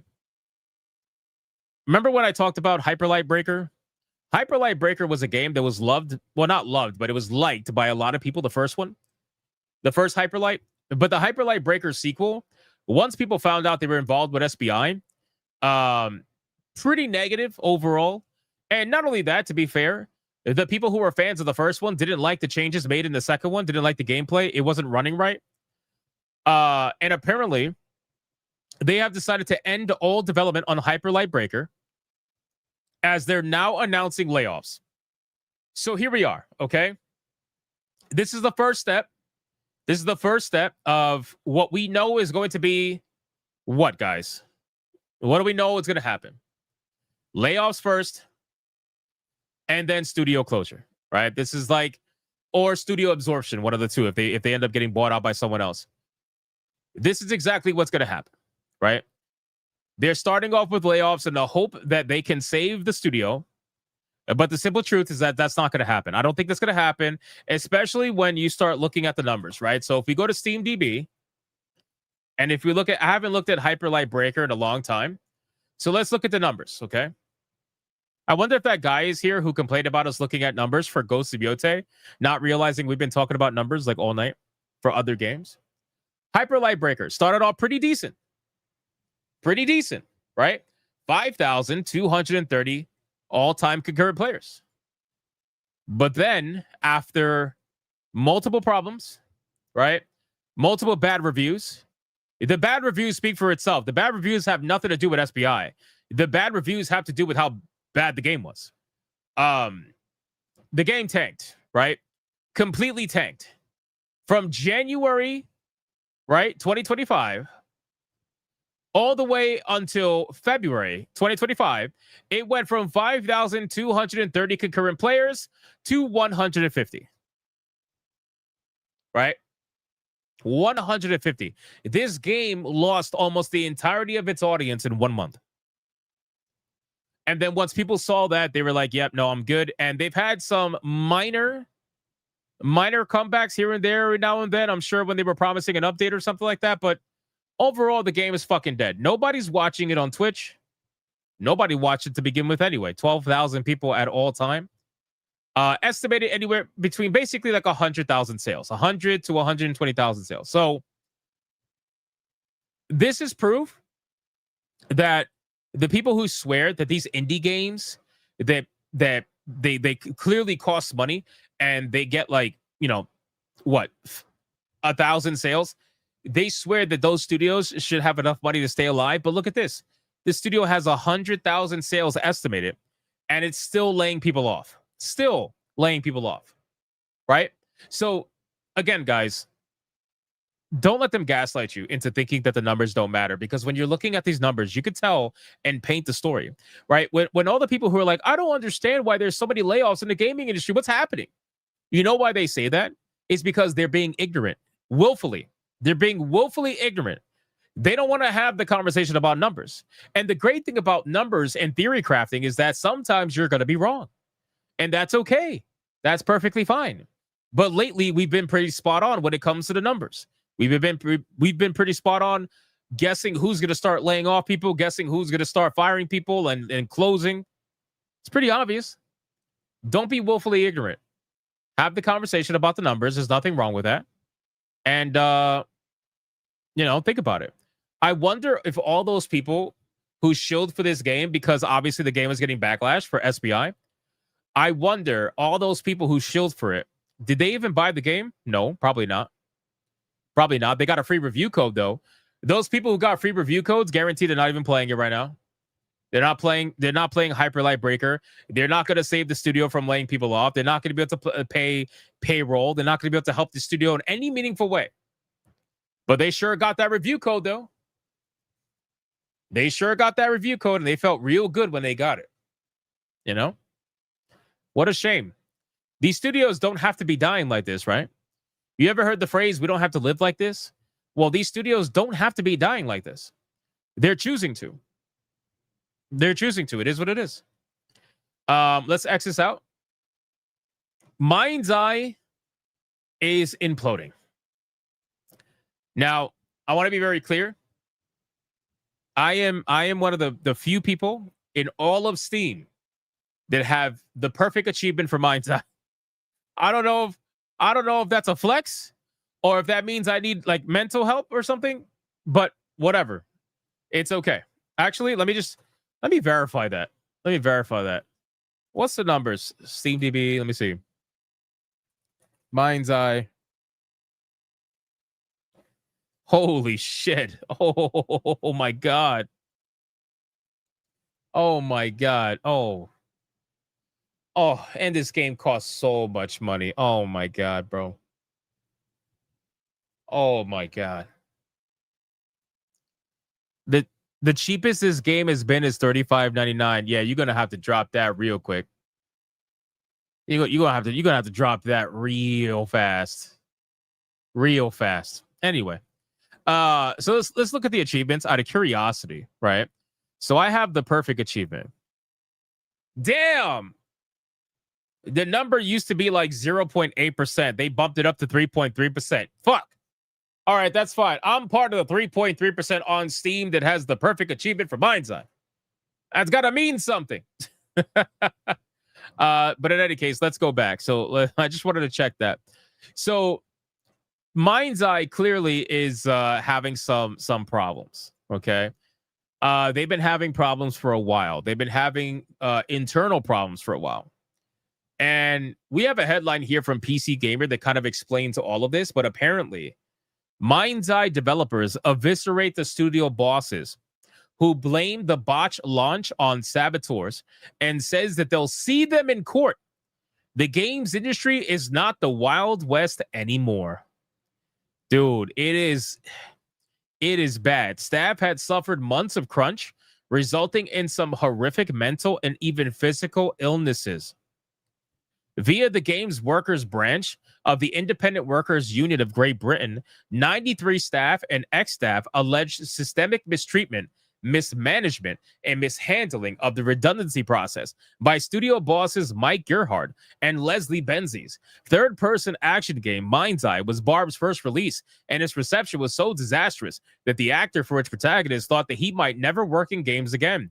Its failure was followed by layoffs at the studio, which the IWGB now says hit over 250 devs of the formerly 500 developer studio.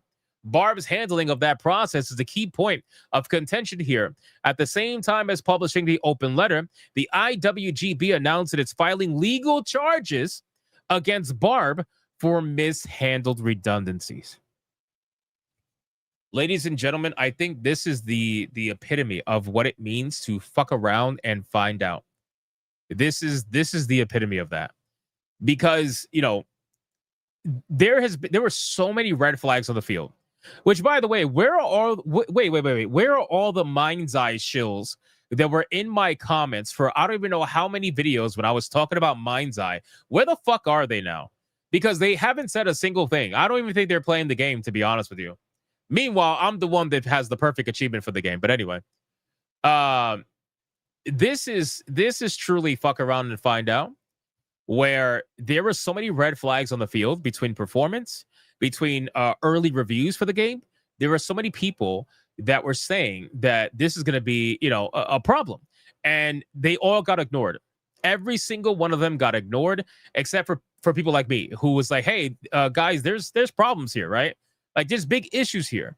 You can clearly see there's problems here with performance. There's problems here with lead people at the studio quitting the studio a week before the release of the game. Like, that's a problem. That's a problem. How can nobody see that?" And I mean, here we are. And I know a lot of people were trying to claim that this game was going to be a GTA killer, which we all knew that wasn't true. Right? We all knew that wasn't true. But the shills wanted it so bad. so bad they wanted to believe this was going to be a GTA killer, and all they got was self-implosion. That's all they got. So in any case, what I will say is that I'm very curious to see what kind of legal charges they're going to bring against Barb. It says employees have received misinformation, which I don't doubt that.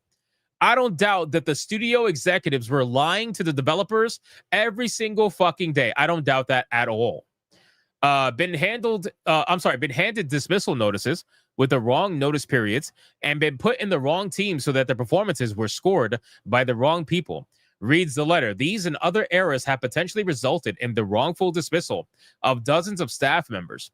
In addition to the bungled redundancies, barbers, former and current, allege a spate of mistreatment by studio heads. In the 4 months leading up to the launch of Mind's Eye, Barb executives implemented a mandatory 8 hours of overtime per week for every single employee. In theory, this overtime was meant to be compensated to the 2 to 7 hours of time off in lieu for every 8 hours worked. Many still have not been able to take this time off due to the leadership's continued request for extra high priority work even after the launch of the game. Staff also said the studio's internal communications are in shambles and that radical changes to the way we worked are often made with little to no input for those affected. Even before the disastrous launch of Mind's Eye, reads a statement from Mind's Eye lead analyst, now laid off, Ben Newborn, staff had suffered months of crunch, resulted in some horrific mental and even physical illnesses beyond the typical widespread burnout. Studio leadership have chosen not to take responsibility for the game's failure and instead blame saboteurs as if individual employees or online influencers could have caused this. Online influencers are the problem. Oh, no. Oh, no. Oh, my God. The fucking cope, bro. The cope is through the roof. Online influencers might have caused this. So, you know what I find interesting is how in the gaming industry, they try to say that we have no power.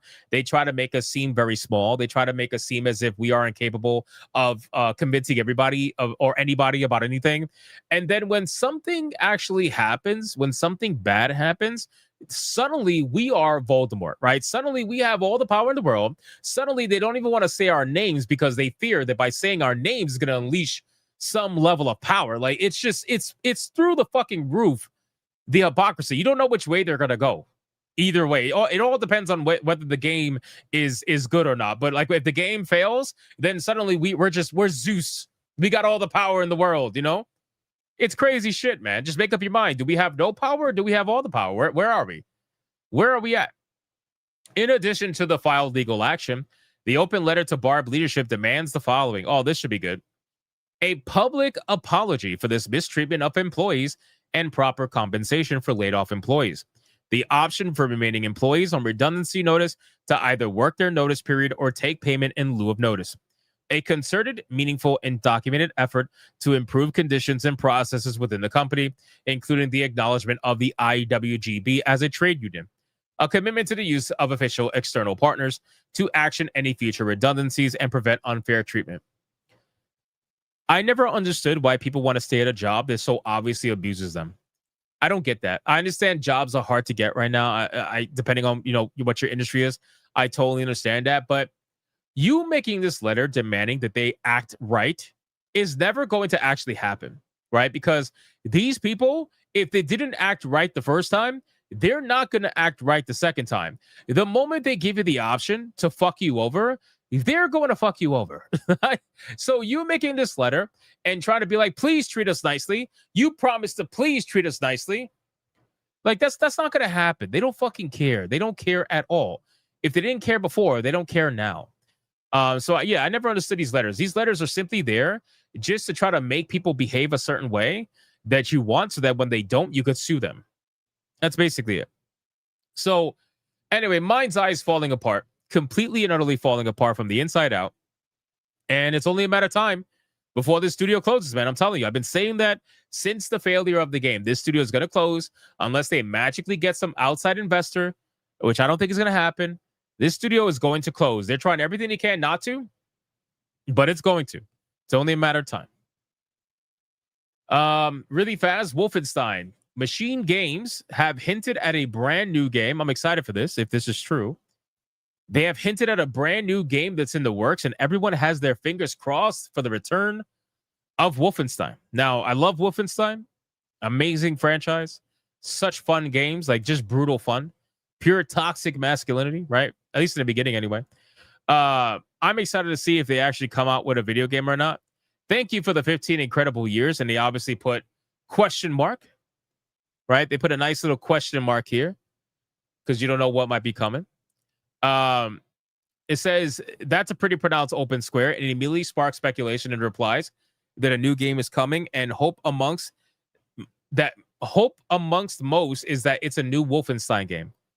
I would certainly join in that chorus. In Machine Games' hands, BJ Blazkowicz was a revelation, for as great as Wolfenstein's balls out Nazi slaughter is, and it is great, it's the cast that makes the games truly special. Yeah, no, I would be excited if they bring back Wolfenstein. Hopefully they don't fuck it up. Hopefully they don't fuck it up, because the last one they came out with wasn't that great. The first one was pretty good, but the last one they came out with wasn't that great.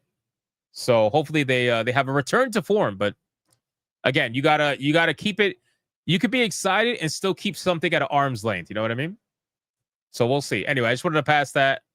Oh, they will? Yeah, they might. They might. Where are we at? So we got. Here's another fast one. Remedy is getting felted. Remedy is getting felted completely. Remedy issues profit warning. Big profit warning. After FBC firebreaks, big overhaul has failed to turn things around. Despite supposed improved players and sales metrics after the update, sales have not reached Remedy's internal targets. Okay. Let's check the numbers. That's what we do all the time, right? So FBC firebreak. Oh, no. Oh, no. Improve sales. Improve sales. Guys, you know what improved sales means? Improved sales. Improved sales is the little guy right here. The little guy right here.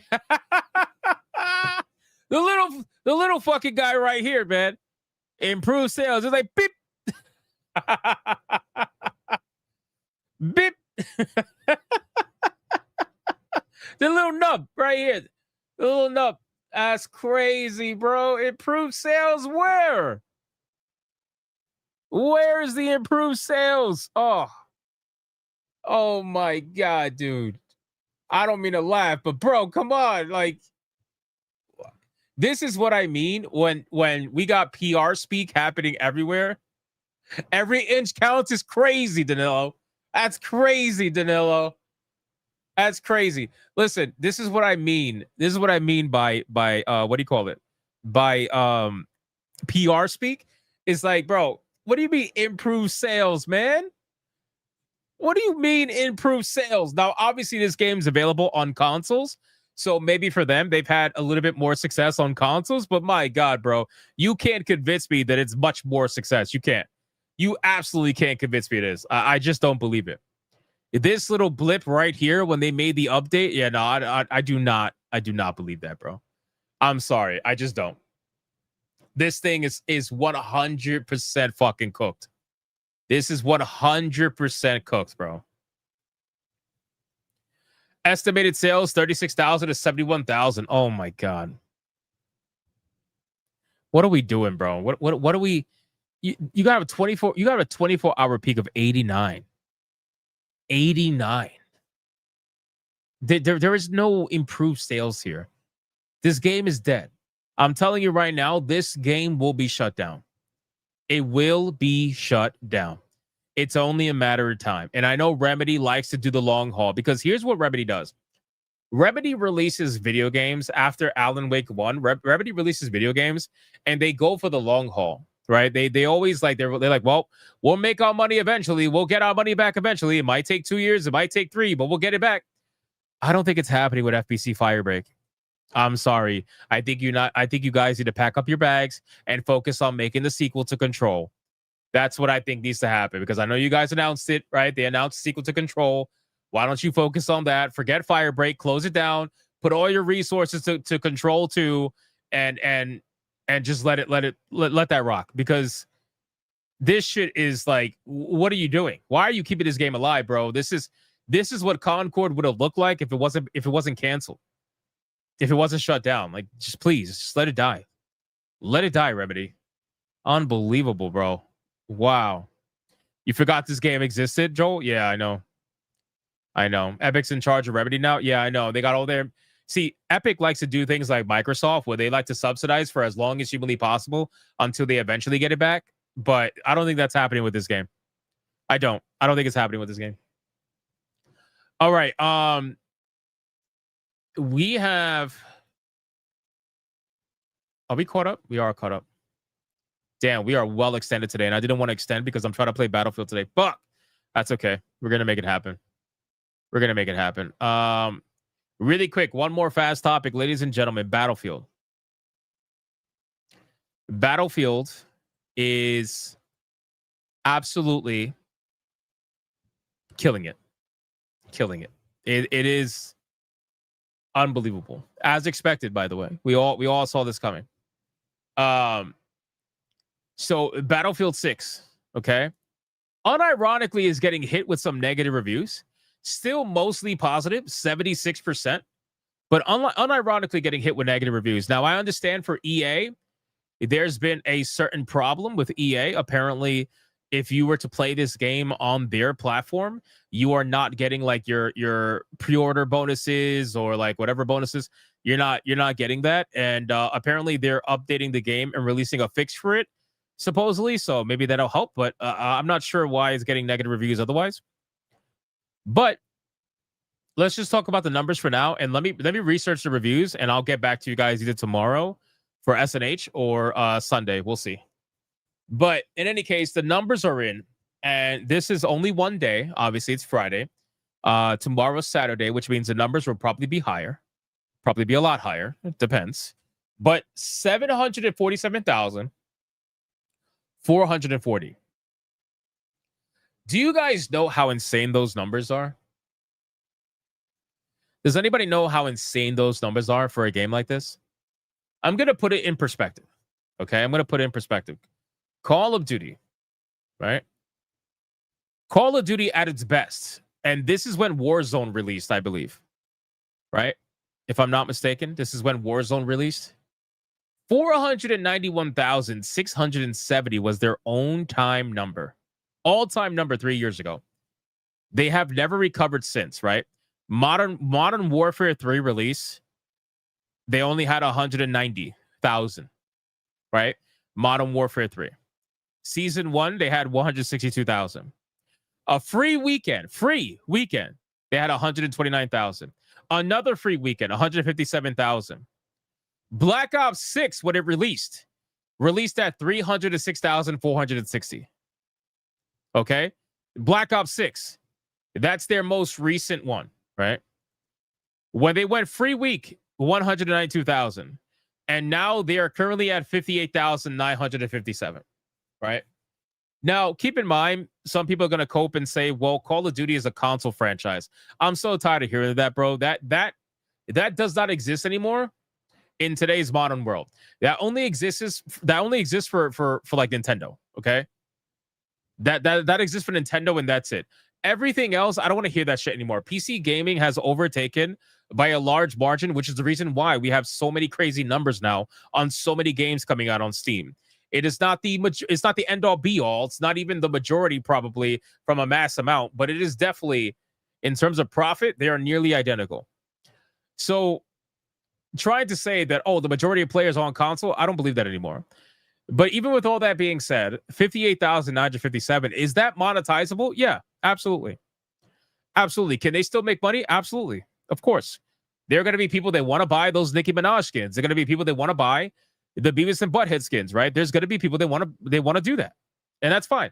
There's also going to be people that are going to want the more fast-paced shooting style. And that's okay too. Right? These games can coexist together. But the reason why I'm bringing this up is because these are astronomical numbers. Because even with Call of Duty at its best, which would be 2.0, whatever the hell that is. I'm assuming that's Warzone 2.0. Yeah, Warzone 2.0. Okay, so Warzone 2.0 Call of Duty, at its best, 491,000. Got felted by Battlefield today. By a large margin. It is not even close. This is fucking disgusting. It's not close. So 747,000 all-time peak, and we're not even in Saturday yet. I think it's safe to say that Call of Duty, pretending to not be scared of Battlefield, and for the lead up to this, when we were talking about Call of Duty 100% being scared of Battlefield, and they're trying to lie and say that they're not, but they are. It's obvious they were. And guys, keep in mind, Call of Duty right now, they said that they were going to offer the game for free during Battlefield 6's launch. So this number is with Call of Duty supposedly being free for the launch of Battlefield right now. This is a massive success, right? If this game had hit 100,000, 200,000, it would still be a success. But this is astronomical levels of success. It really is. Now, here's what I want to talk about.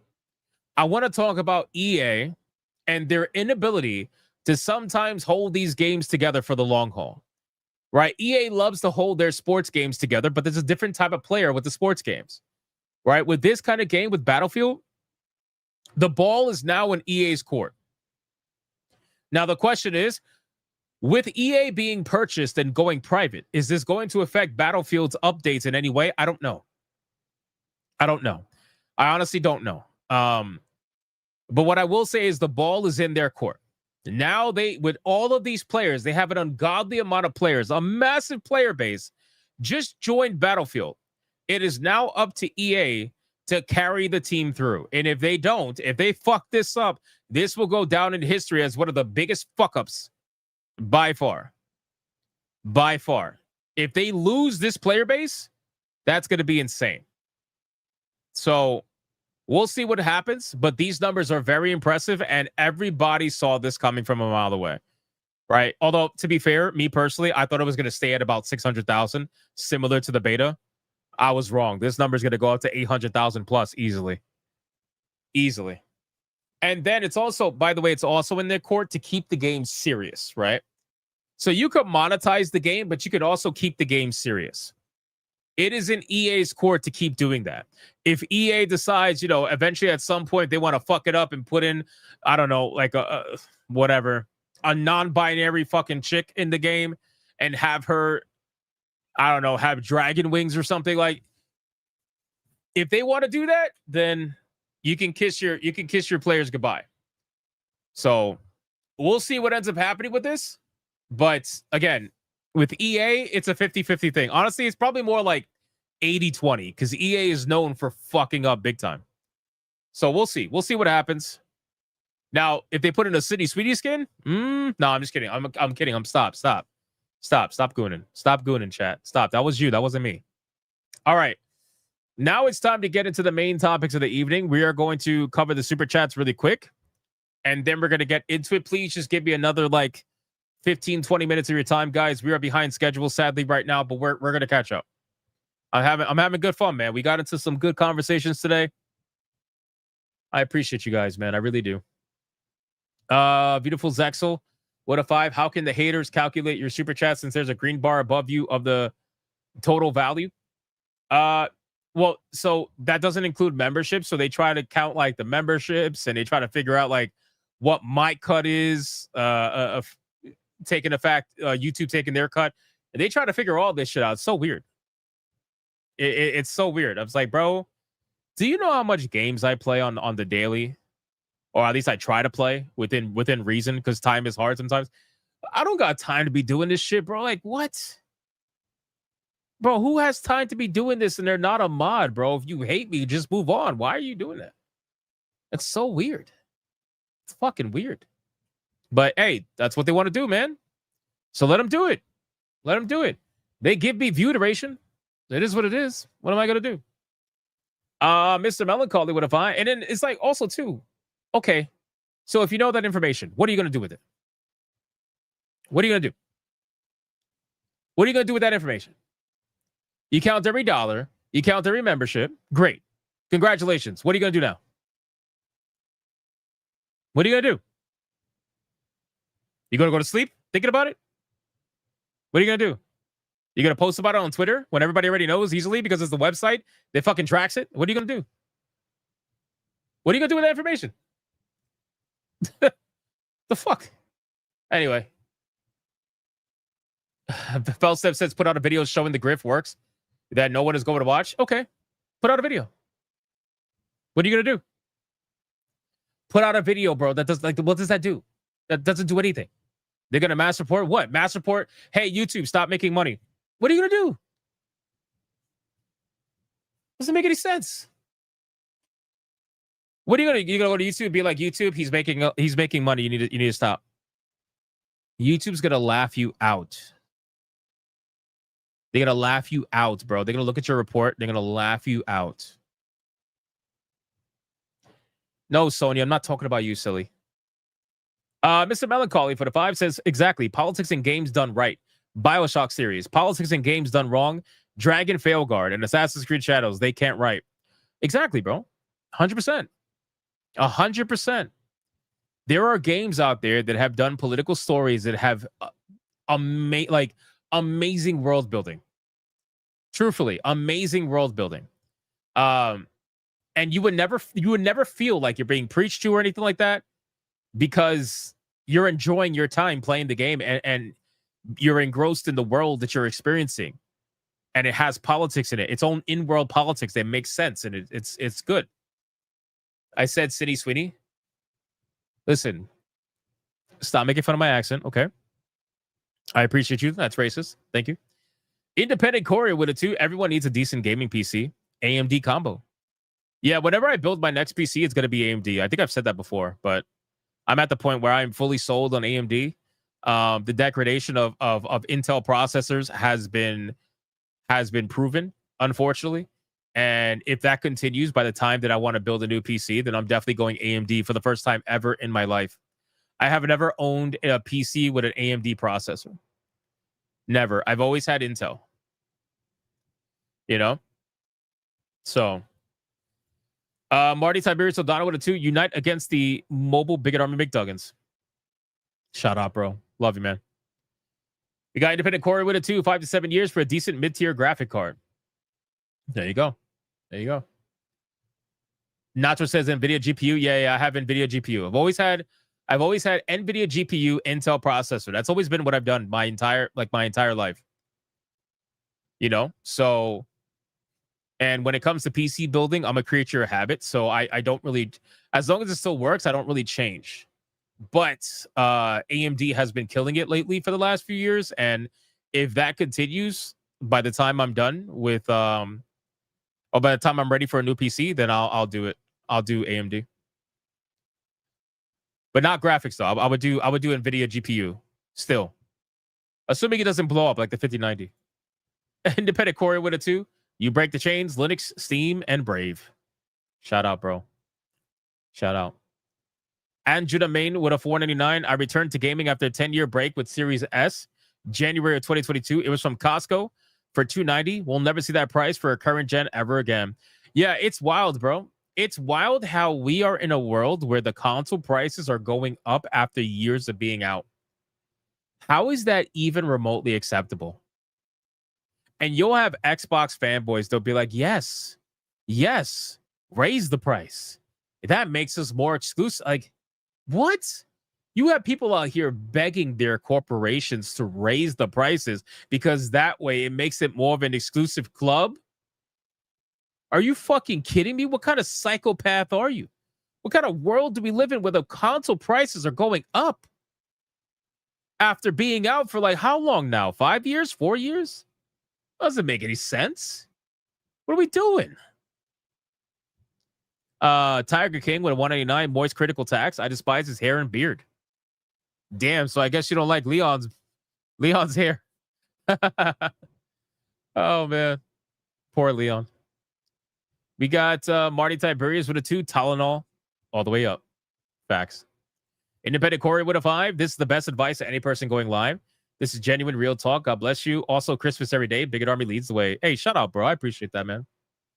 I appreciate that. Yeah, I don't sell like this fake fucking this fake beauty story of, oh, it's everything's easy. It's so easy to become a streamer. It's easy to do it. Yeah, absolutely. It's not easy to be good at it. It's definitely not easy to do it for a long period of time. There's a difference between all that. You just have to be your biggest fan and actually want to do it. You have to want to do it for the right reasons, and everything else hopefully will follow. You know? And I say hopefully because sometimes it does, sometimes it does not. You know, sometimes it does not. But if you have faith in your if you offer something to your subscribers that you feel like is worth value, whether it's just a good time, entertainment, information, whatever, or if you're somebody who does highly edited videos or comedy skits, whatever, if you feel like you put something out to your subscribers, then have faith then that it will be reciprocated in some way that will keep you going. You know what I'm saying? Have faith that it'll happen. Stop thinking about it so fucking much. You know, I see people thinking about it all the time. All the time. And it's like, dude, stop. Just stop. Waifu battle question mark? Yeah, no, we're going to do it. We're going to do the waifu battle. Don't worry. We just got to get through the topics, man. Marty Tiberius with a 2 says easy DSP. What? Bro. Seriously? Calling me DSP? That's crazy, bro. Marty with a 5. It's funny. By the time you read these supers, they'll be out of context, but you the go for reading them. They're not out of context. I know exactly what you were saying and when you said it. I know exactly what you're saying. Shout out to Marty, man. I appreciate that. Denaraya with a 5. I don't get these people. The banana suit is cringe, but watching E-Thoughts isn't. Did these people ever seen entertainment TV, comedy, a skit, anything? Exactly, bro. Like I don't understand how you could say. I'll tell you like this. I'll tell you like this. Denaraya. The reason why they say Alex's banana suit is cringe is because those people want the success that Alex has. Whether it's from a YouTube channel standpoint or a streaming standpoint, monetary standpoint, whatever, they want his success. So they try to downplay him to boost themselves. The reason why they don't do that with the women is because they don't want the success that the women have, because they're not looking at the women's money. Even though the women are probably making twice as much as Alex, they're not looking at their money because they just want to fuck him. They're too busy wanting to fuck him that they can't care about the money they make. It's not in their mind. They don't care, right? Plus, not only that, they don't want to sit there as a man and admit that the woman they're watching is making way more money than they do on a daily basis. So they just want to focus on that. But when it comes to, oh no, it's Alex, well, you know, if you're a guy watching him, chances are you're not going to want to goon to him. So you're going to be focused on how much money he's making. If you want that, if you want the money and it's overtaking you, the envy is overtaking you, then you're going to look at them and be like, oh, that's so cringe that he does that for money. Bro, who fucking cares, bro? Who cares? Make fun of yourself, bro. The cat girl ears wasn't even my idea. It was Epic Mike's idea that he ended up convincing the chat to make me do. And I was like, you know what? Okay. If my chat wants that, if they really want that, I'll make it a tier 2. Fuck it. Let's see if people really want it. And we are now at 100. What are we at? We are at 158 tier 2s in a row. I think it's pretty safe to say that the chat really wanted it. You know what I mean? It's no different than fan service in an anime or something like that. So what's the problem? We are all cringe to some extent, right? Everybody is cringe to some extent. Everybody has things that they probably like or whatever that other people will find cringe and stuff like. It's so easy to call someone else cringe and not self-reflect and be like, yep, I could be cringe too. That's okay. That's fine. Trashy Drifter with 9 months says, does that mean your mind's eye is 20? Oh, no, my God, bro.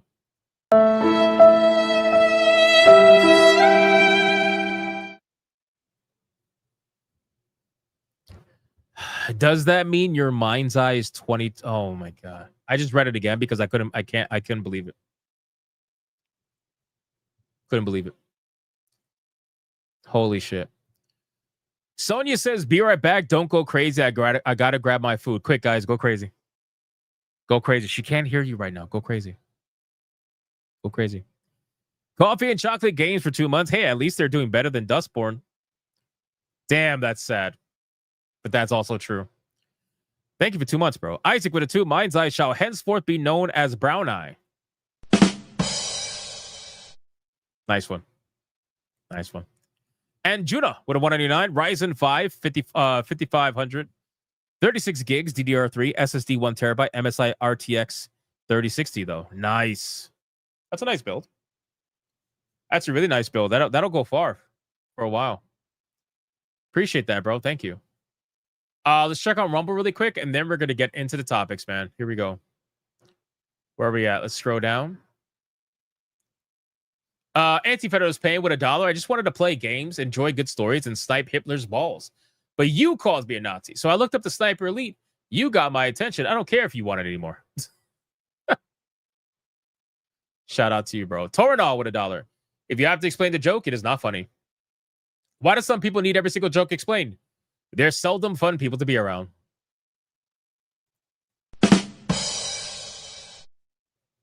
Thank you so much, bro. Appreciate you. Invidious with a 5. I think we have a new meaning. For pulling a barb. LOL. Fuck you two for not letting me super chat. What is with that? What is with that? Timebound Howler says self-raid to your gaming channel when? Battlefield 6 after this? Bro.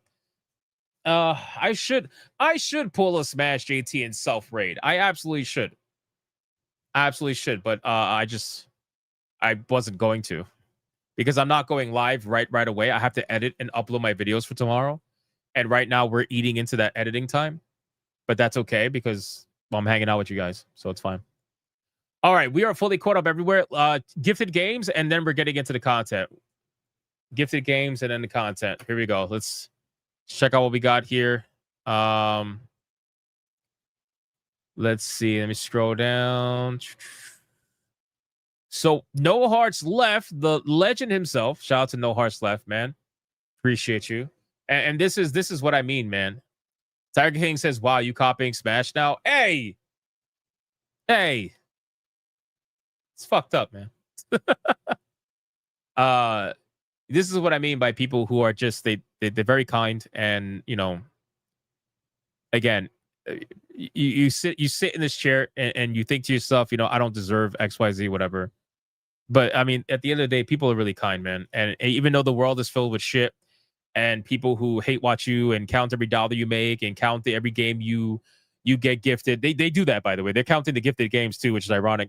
And they count how many hours you play game. I don't know why you're counting how many hours I play games, because I play a lot of hours every week. So I don't know what you're gonna prove with that, but whatever. Anyway.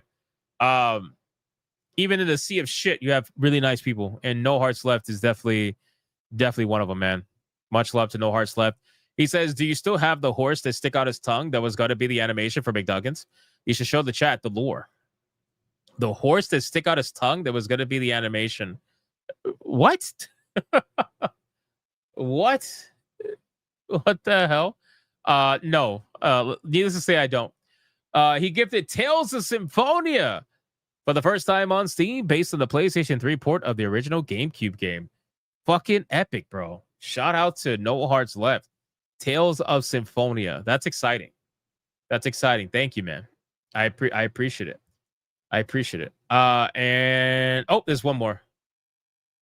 No Hearts Left gifted Wolfenstein Youngblood.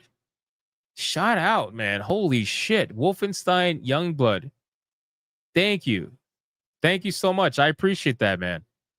Punching some Nazis. That's amazing, man. Holy shit. Thank you, bro. Thank you. No Hearts Left. All right. Let's get to the content, because we have to get this going, boys. We have to get this going. They are, let's see, where am I at? Here we go. Let's move this over, and keep this here. We're going to talk about Ghost of Yotei again. I'm sure that's going to make them very happy. They've been loving my Ghost of Yotei videos. Loving it. You know what's amazing? My Ghost of Yotei videos, even with all the hate, they get so many likes that I still maintain a 98% like ratio. I maintain a 98% like ratio on most of my videos. There's always that 2% of dislikes. I think the normal is anything over a 90% fairly is considered normal. So 98% like ratio, pretty good. CJ says, I don't think you should be thankful for that last one. Hypnotic super trash game. Listen, man, I'm thankful for the fact that No Hearts Left was nice enough to gift the game. That's it. It's not a Gooner game or anything like that. He's not trolling me. Appreciate that, man. Even the people who troll me, I think it's funny. I'm not going to accept it, but I think it's funny. Where's Endor? We need you're just hating to hate shill. Yeah, I know. Well, Endor's watching, I'm sure. He's hanging out, chilling with us. So just to preface this a little bit, obviously, Ghost of Yotei Famitsu numbers have finally come out. I told you guys all week we were going to be waiting for the Famitsu numbers, and I already knew they were probably not going to be good. They were probably going to be severely lacking in comparison to Tsushima, and here we are where we have been proven that. And with the Famitsu numbers, they are running rampant with it. They are trying to claim that it's a success. They're trying to claim that the numbers that were lost physical were made up digitally. I don't believe that in the slightest, and I'm going to explain in the video why. But this is where we're at. All right, so I'm going to drink some water really quick. Give me a second.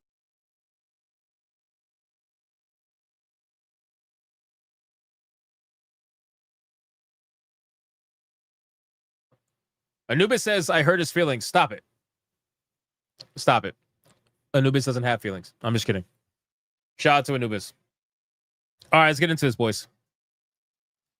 All right, ladies and gentlemen. So apparently Ghost of Yotei has finally had the Japan numbers released from Famitsu. And all week we've been talking about this and waiting for the Famitsu numbers to drop because in Japan, they actually do report sales. Now, keep in mind, they only report physical sales. And that's because I just want to preface this video by saying in Japan, for those of you that don't know, physical sales are king. I have people in my comments trying to cope unbelievably hard and say that's not true, but it is true. With the culture in Japan, physical sales are king by about a 70% ratio and 30% digital. Now, with all that being said, the reason why this is important is because we have been wondering, well, if this game truly is a massive success and it is totally not a flop compared to Tsushima, then clearly in Japan, where physical is king, there's going to be an equal amount of people who are going to want to buy this game physically, right? There's not going to be a massive drop-off in Japan because in Japan, physical's king, so they're going to want to buy the game,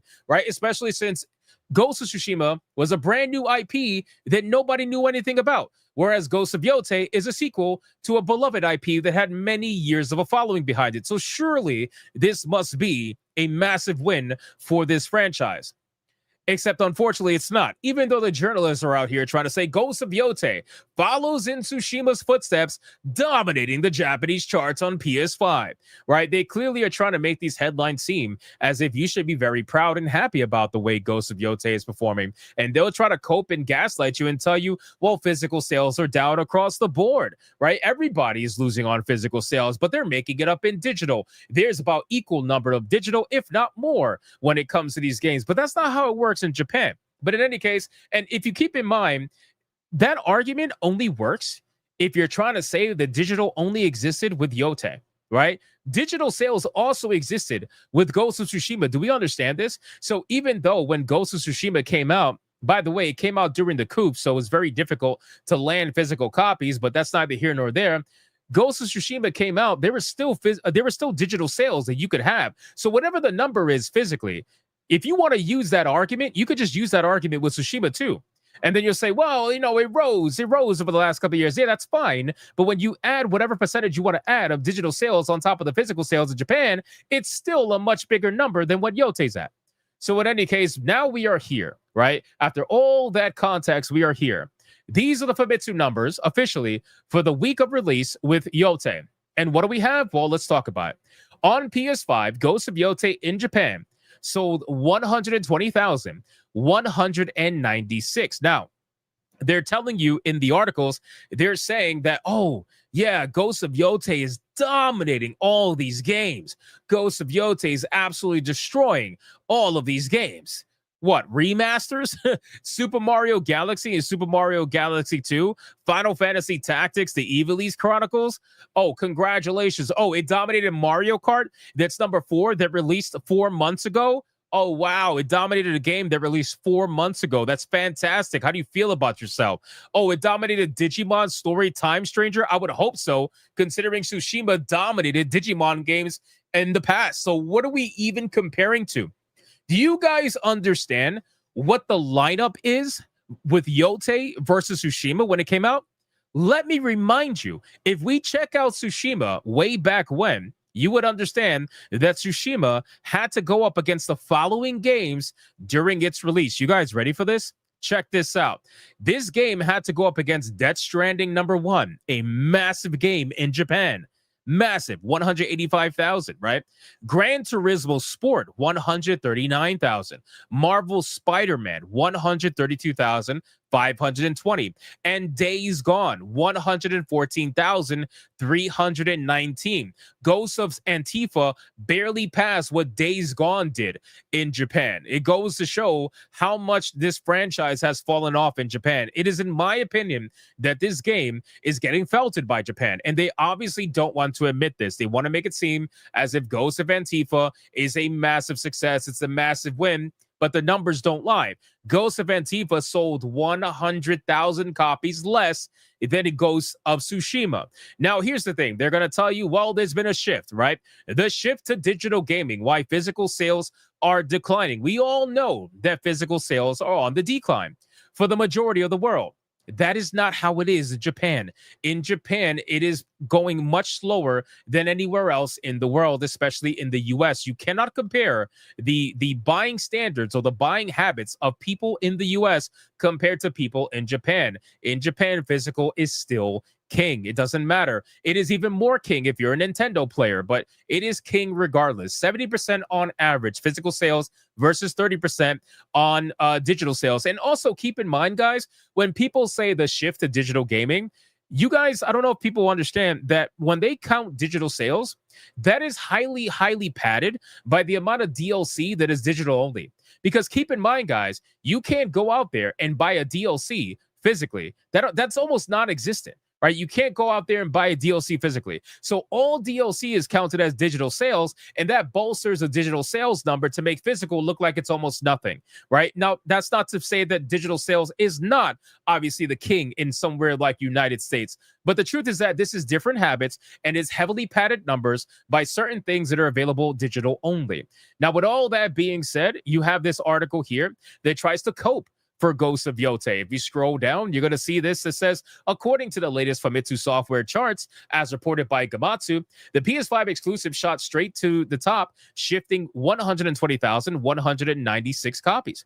As always, it should be pointed out that these Japanese charts only count physical sales. And so it is assumed, and again, keyword assumed, we all know what assumed means. It makes an ass out of you and me, that you can at least double that figure when taking digital transactions into account. No, you cannot. No, you cannot. When you are talking about a video game in Japan, you are not going to double your digital sales when it comes to a country that does not prominently buy digitally, not by a large amount, right? 70% buy physically, 30% buy digitally in Japan. You cannot then suddenly say, oh, 50, double the digital. That's not how this works, okay? If this was in the US, you might have a point. But when it comes to Japan, that is not the case at all. The reason why they're saying this is because they know, the journalists know, that this is a bad-looking number, right? It's not a bad-looking number because the game is going to flop, okay? The game is not a flop. We already knew the game wasn't going to be a flop. The budget's too low, and it's coming from a strong IP of Tsushima that is co-opting and turning into its own thing, right? So it wasn't going to flop. Anybody with a brain could have seen that from a mile away. However, there is something called degradation of franchise, which basically means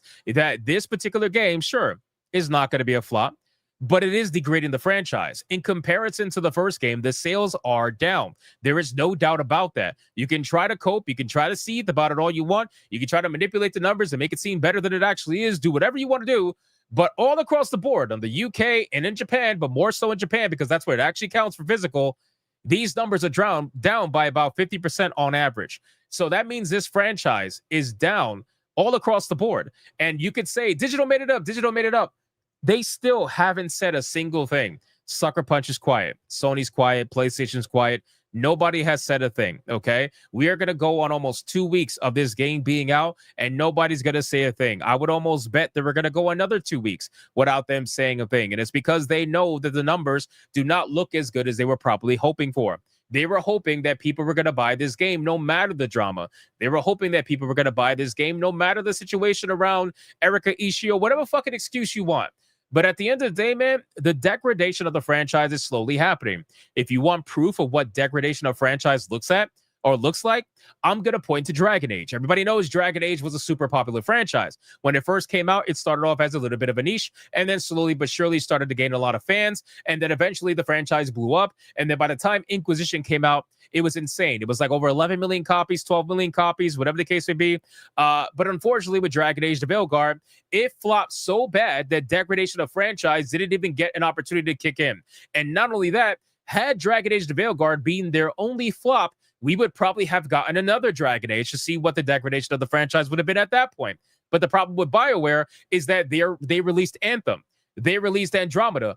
After Inquisition, they released two massive flops that cost them so much money that they couldn't afford to subsidize the flop of Dragon Age: The Veilguard.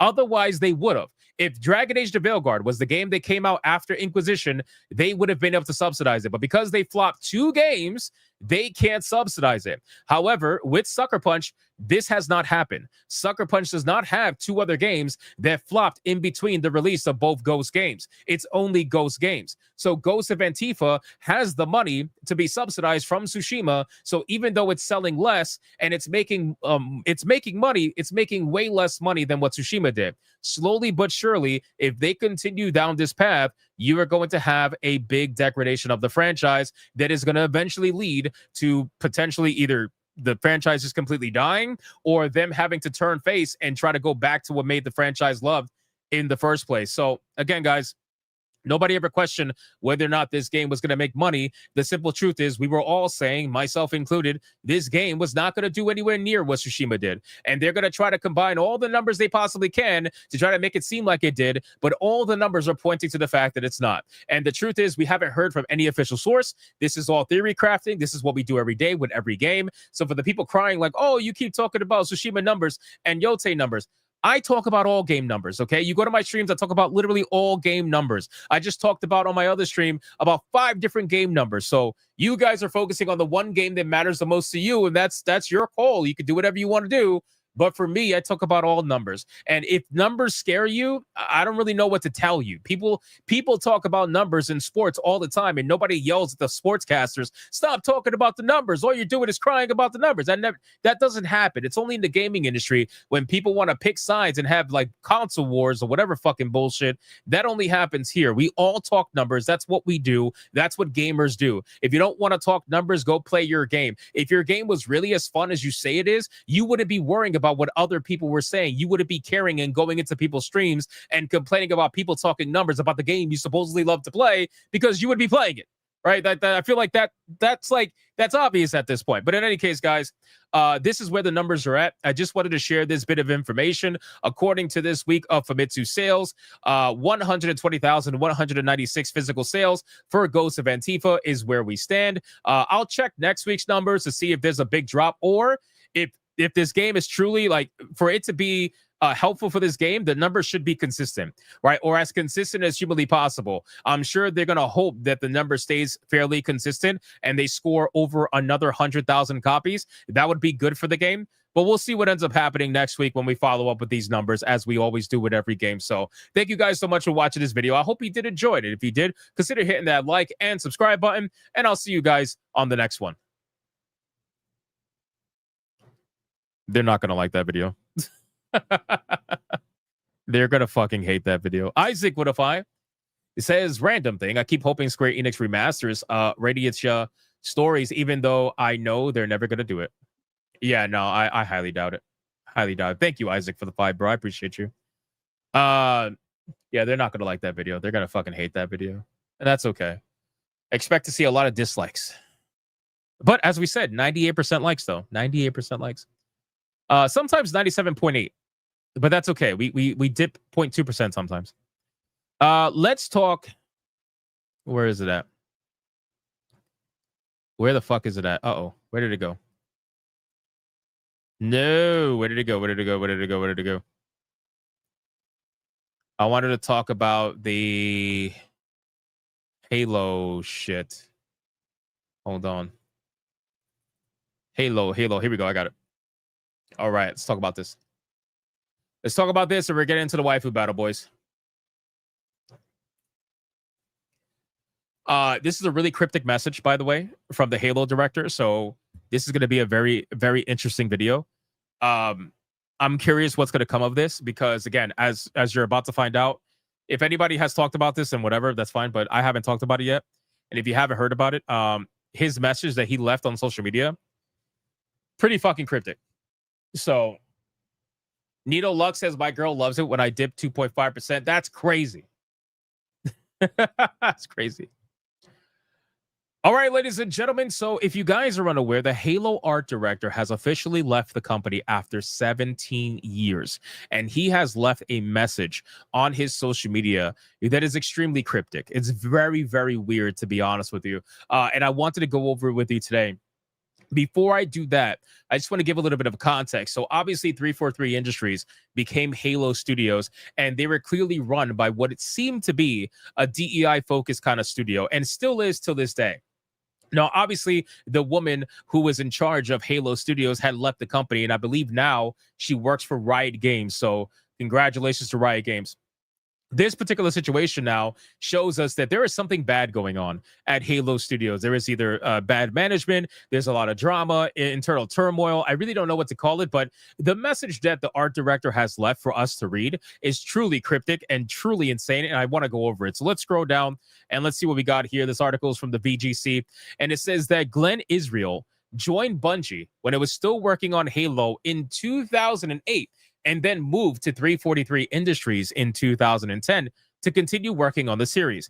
He's since served as a concept artist and senior concept artist on the series for 17 years, his first credit being on Halo 3, the ODST. Now, my problem is that DEI truly in the gaming industry has unfortunately led to the demise of a lot of people that have so much experience, so much talent.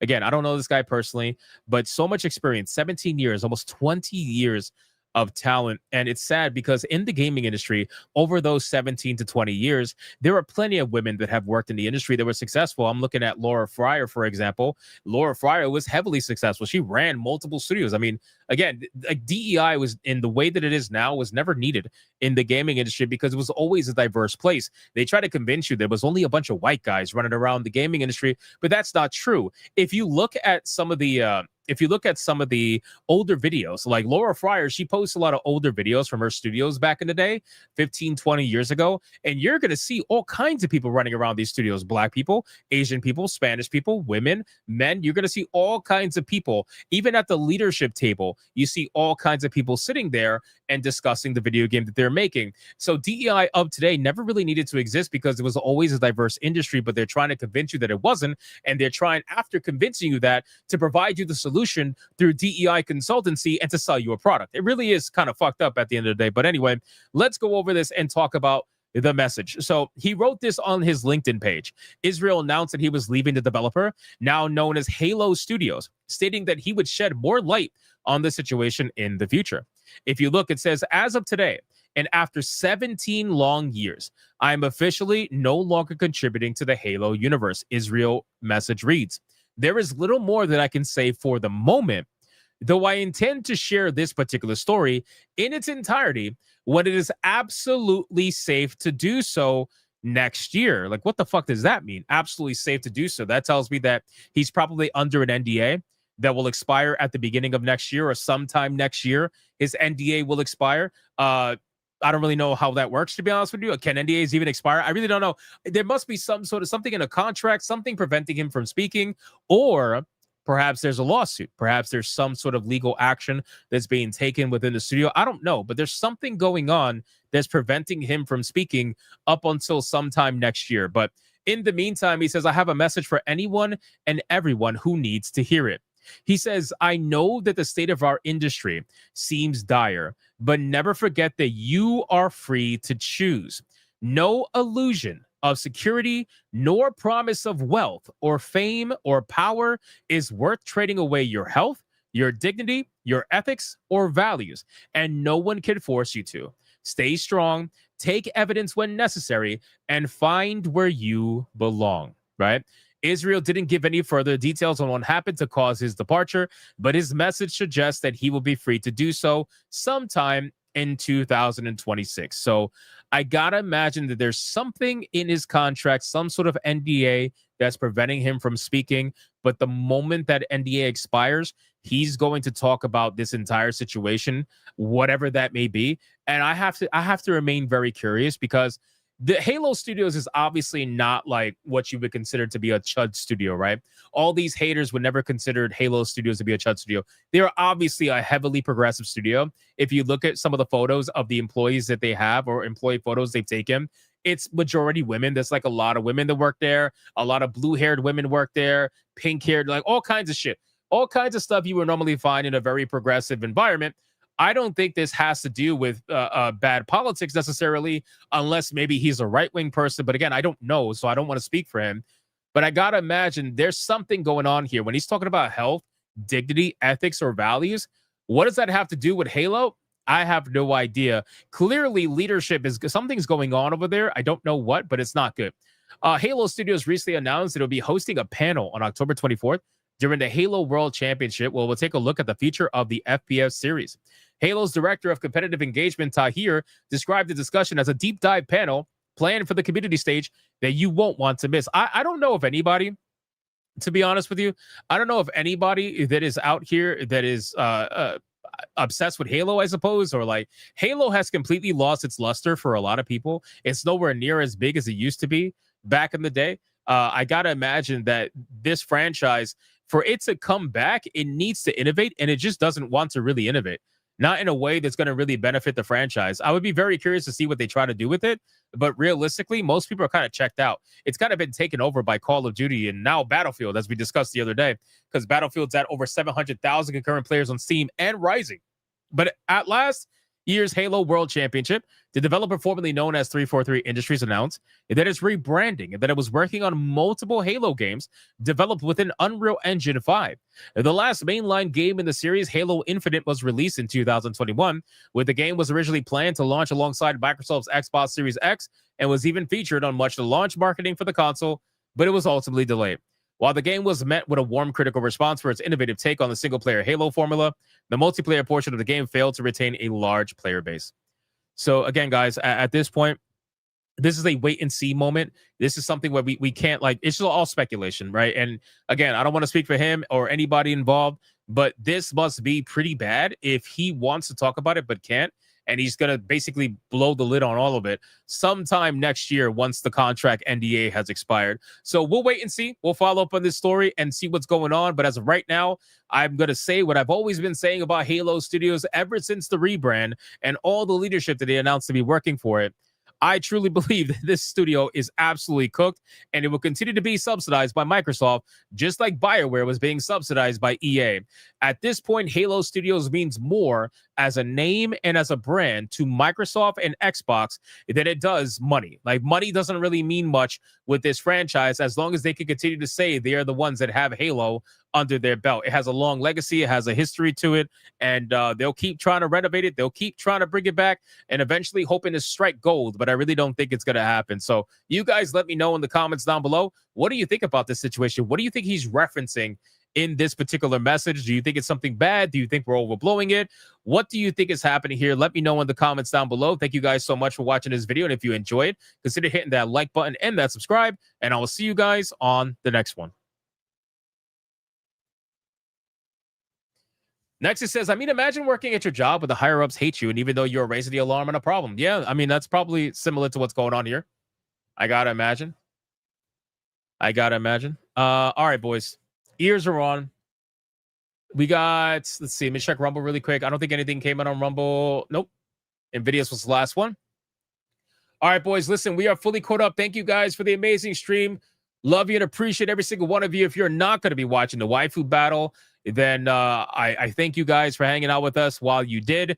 Join me on Hypnotic Gaming Live shortly, probably an hour from now. We're going to be playing Battlefield 6. I'm going to hurry with the Waifu Battle, have some fun with the chat, and then get to editing and try to play some games, man. We're going to be playing some Battlefield 6 tonight, hopefully. So thank you guys again. Let's get into the Waifu Battle, and let's do our thing and have some fun. Here we go. Where are we at?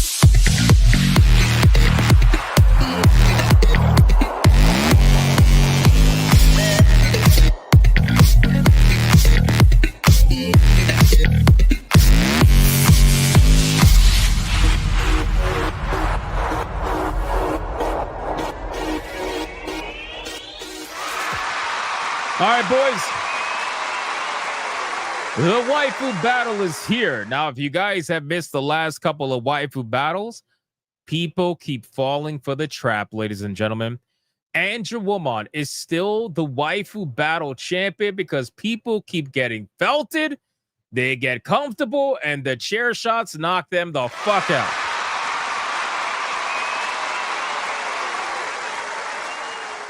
It's amazing. It's amazing. So with all that being said, let's go over the rules of engagement before we bring out the challenger in tonight's Battle of Champions that will face off against Andrew Woman. Rule number 1, all super chats during the waifu battle can and will count towards a particular waifu, but the only way that it's going to count is if you put the name of the waifu in the super chat first. You got to put the name first.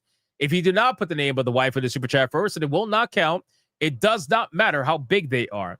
If you super chat after the fact and you put the name of the waifu you forgot to put the first time first, then I will make it count. Rule number 2, you can vote for any waifu regardless of who's on the screen. It doesn't matter. You can vote for the champion, who is Andrew Woman, or you can vote for the challenger, who you're about to find out. It doesn't matter who's on screen at the time. Last but not least, after the second waifu comes off screen, I'm going to do a 30-second countdown. After that 30-second countdown, no more super chats are going to count. It doesn't matter how big they are. The last super chat that shows up on my screen is going to be the one they count. So please, if you're going to vote, vote early and vote hard, ladies and gentlemen. Do we understand the rules?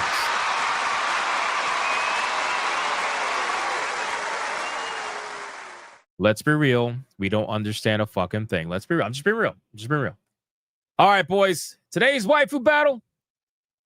Andrew Woman's been on a little bit too long of a streak, and I had to bring back something that will make a lot more sense given the current climate and the current champion. She was loved when we brought her out. She was loved when we brought her out the first time. Let's see if people will love her again. And she's pretty much the opposite of Andrew Woman.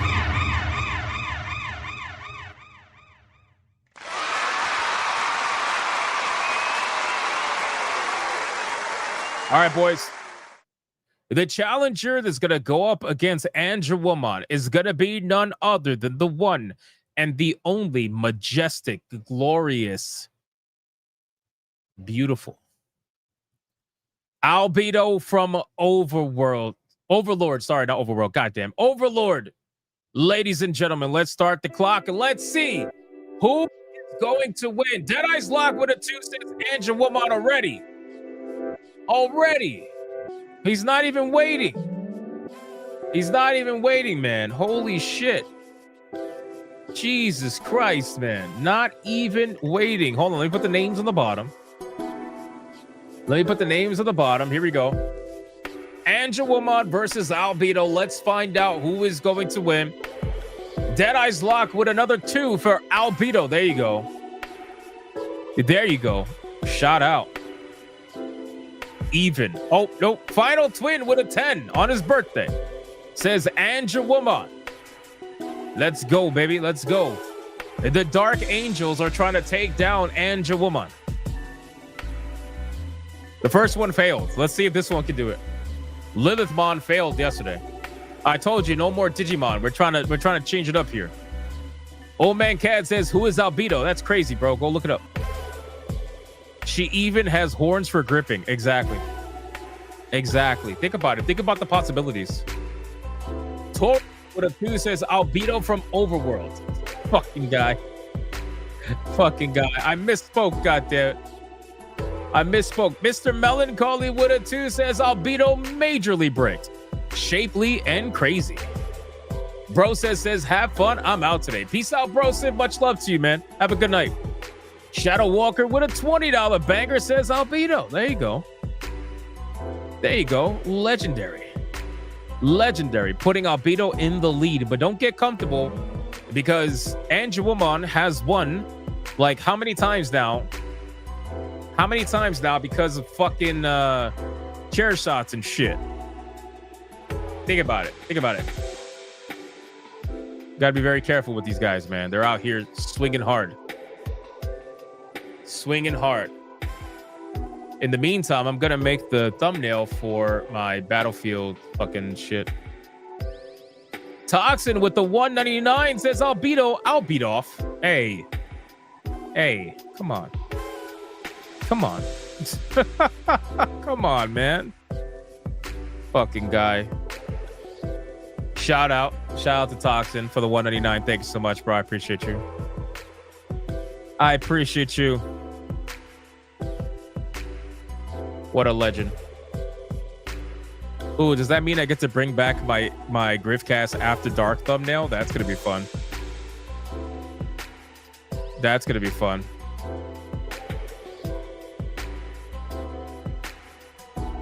I'll beat your meat is crazy, Rabdad. What? Bro. That's insane.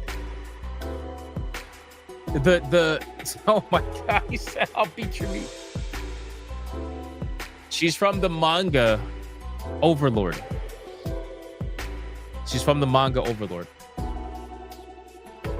Gooden from the Shadows says Sword in the Storm.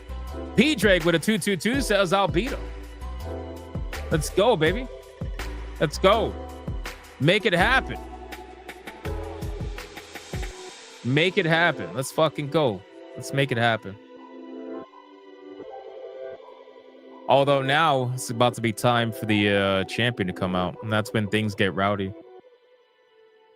That's when things get rowdy, ladies and gentlemen. Albedo's coming off screen. And now it's time to bring out the current Waifu Battle champion, who is none other than the one and the only Anjawomon. Ladies and gentlemen, let's start the clock and let's see who is going to win. Is it going to be Anjawomon or is it going to be Albedo? Let's find out. Let's find out. Let's make it happen. Who is it going to be? Let us know. Who is it going to be? I already know Sonya's like gooning so hard. Sonya's gooning so hard. Well, right now Albedo's in the lead, so you can goo it all you want, but she gonna win, and Anjawomon's gonna lose.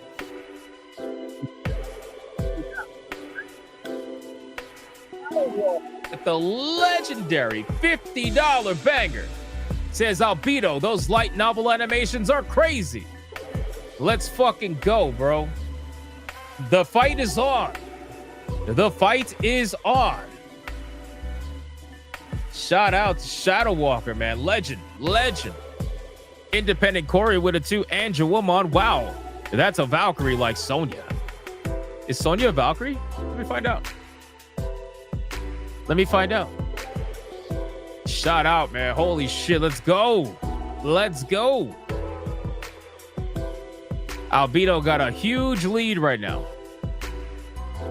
You love to see it. Final Twin with a 20 says Anjawomon needs some love, people. Nah, bro, it's fine. She's good. She's good. It's okay, man. Don't worry about it. She's good. Holy shit. Still got a pretty big lead for Albedo. Pretty big lead. Can we capitalize, or are we going to get destroyed by a chair shot? I don't know. We'll see. The chair shots have been insane lately, man. Anjawomon was literally losing by like 95% the other night, and then a chair shot made her win. Made me sick. Made me sick. I was like, fuck. Come on. Crazy shit, bro. Sonya's trying to rile up the chat. Midnight Mike, let's go, baby, with a 2. Says Albedo. Let's go.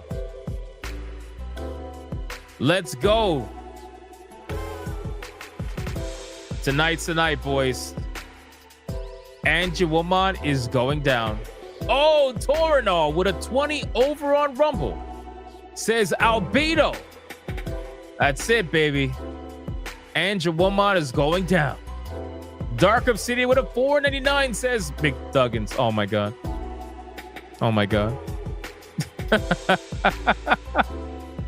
Oh, you would. Talent Forge. Let's go. Talent Forge. Oh shit. Shout out to Talent Forge. Albedo is the bomb. Catch the Overlord anime. It's really awesome. Just wanted to stop in to say hi before heading back to work. Love the new clips. Looking forward to your BF6 stream. Shout out to the mods in the chat. Hey, bro. Hope you're having a good time at work, bro. Shout out to you, man. Much love. Thank you for hanging out.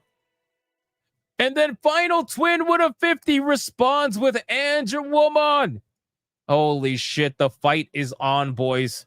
But Albedo is still in a big lead. Who is going to win? 5, 4, 3, 2, 1, go.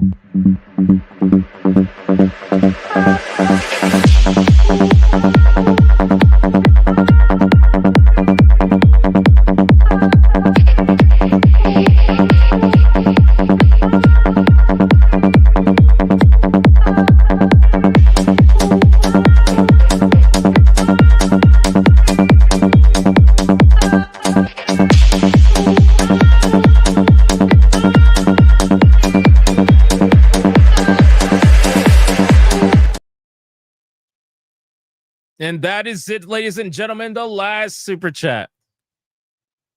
Oh my god, bro. We just got three-way slam, bro. We literally got three-way, like every hole, bro. Ass, pussy, and mouth. We oh my god, bro. Oh my god.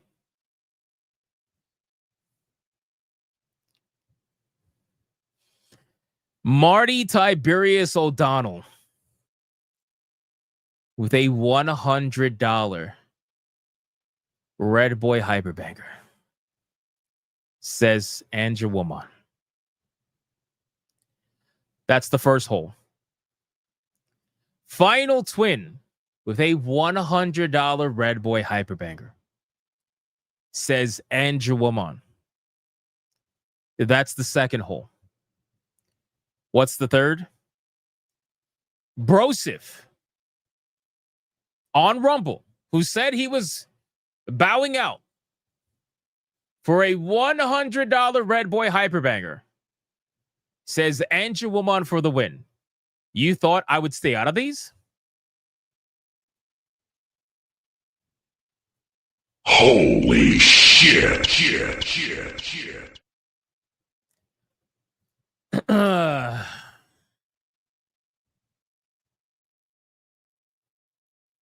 Wow. I don't know what to say. Mods, count it up. Oh my god, it's a Red Boy Hyperbanger.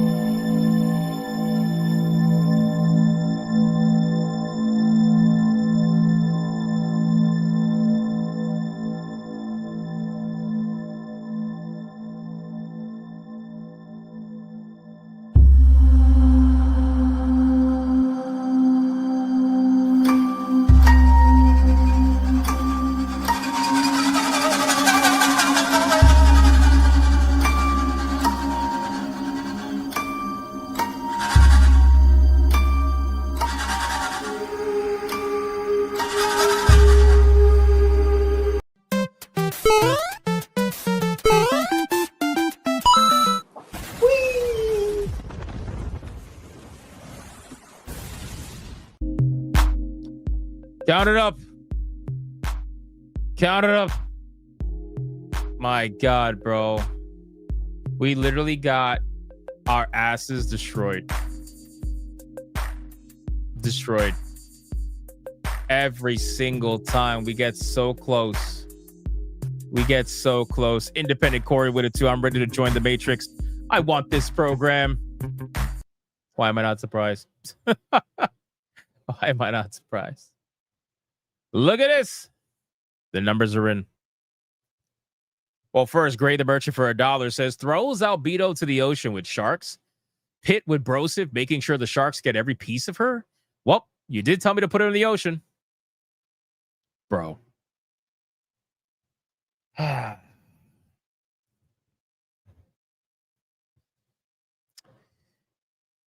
Albedo with $128.46 against Andrew Woman with $384 flat, which means the winner and still Waifu Battle champion is none other than the one and the only Andrew Woman, ladies and gentlemen. Holy shit, man.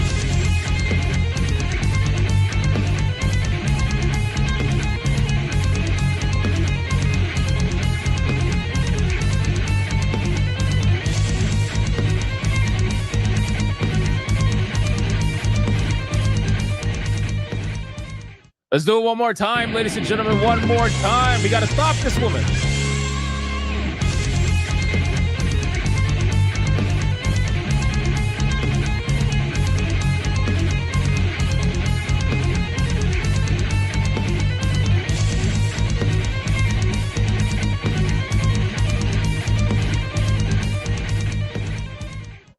I got to figure out how to stop this one. I got to figure it out, boys. I gotta figure it out. You are coping and seething. You just can't accept what you're seeing. Yes, you're coping and seething. The truth it is scalding, and now you are molding and coping so hard. Coping and seething. And that's going to be it, ladies and gentlemen. That's going to be it, ladies and gentlemen. Andrew Woman's going to go backstage where she will face off against another waifu tomorrow. No, not tomorrow. I'm lying. Sunday. Hypnocast, 9 p.m. Eastern Standard Time. Don't miss it. Don't miss it. All right, boys. Listen, man. Fantastic fucking stream. Absolutely insane stream. Lots of fun, lots of good conversation. Thank you guys so much for hanging out with me on this amazing Friday evening. I hope you guys had a great time. I really do. And I hope I brought some entertainment to you today. If you guys want to keep hanging out with me in about an hour's time after I'm done editing, the stream's already live. I'm going to link it right here in Rumble. And I'm going to link it right here in the YouTube chat. I'm going to be playing Battlefield 6. So if you want to hang out with me and just shoot the shit, talk nonsense, I would love to have you there. I would appreciate it. We're gonna raid that stream. So I'm gonna get out real quick. I'm gonna get out of here. Thank you guys again.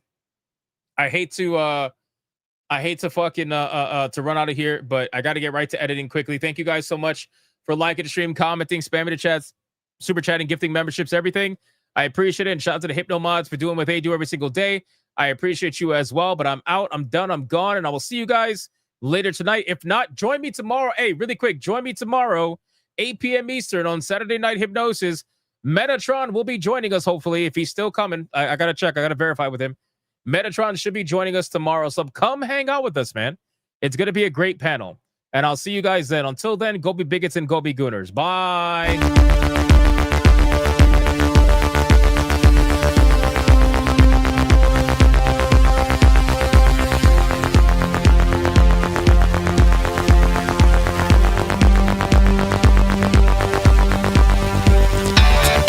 I am not gay. I have relationships with women and sex with men. And I got news for you. That means you can't.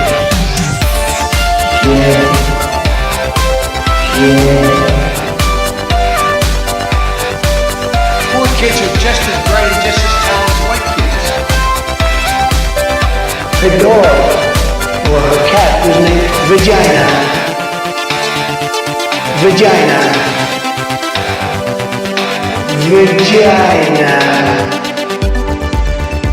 Put a ticket in, make her gay. Fucking Indiana Jones, put a ticket in, make her lady gay.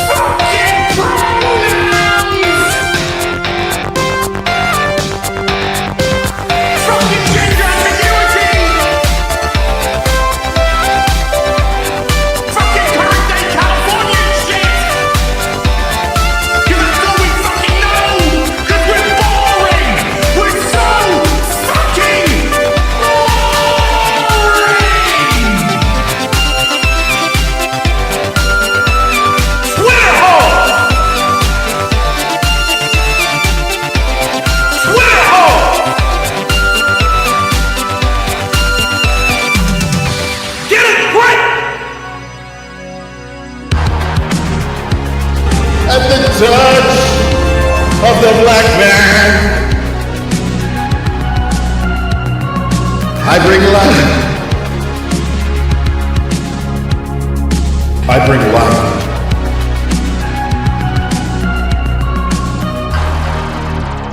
I bring life.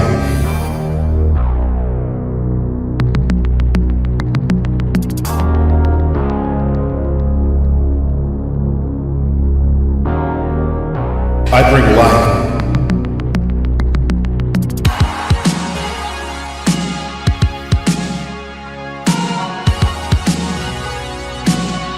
I bring life.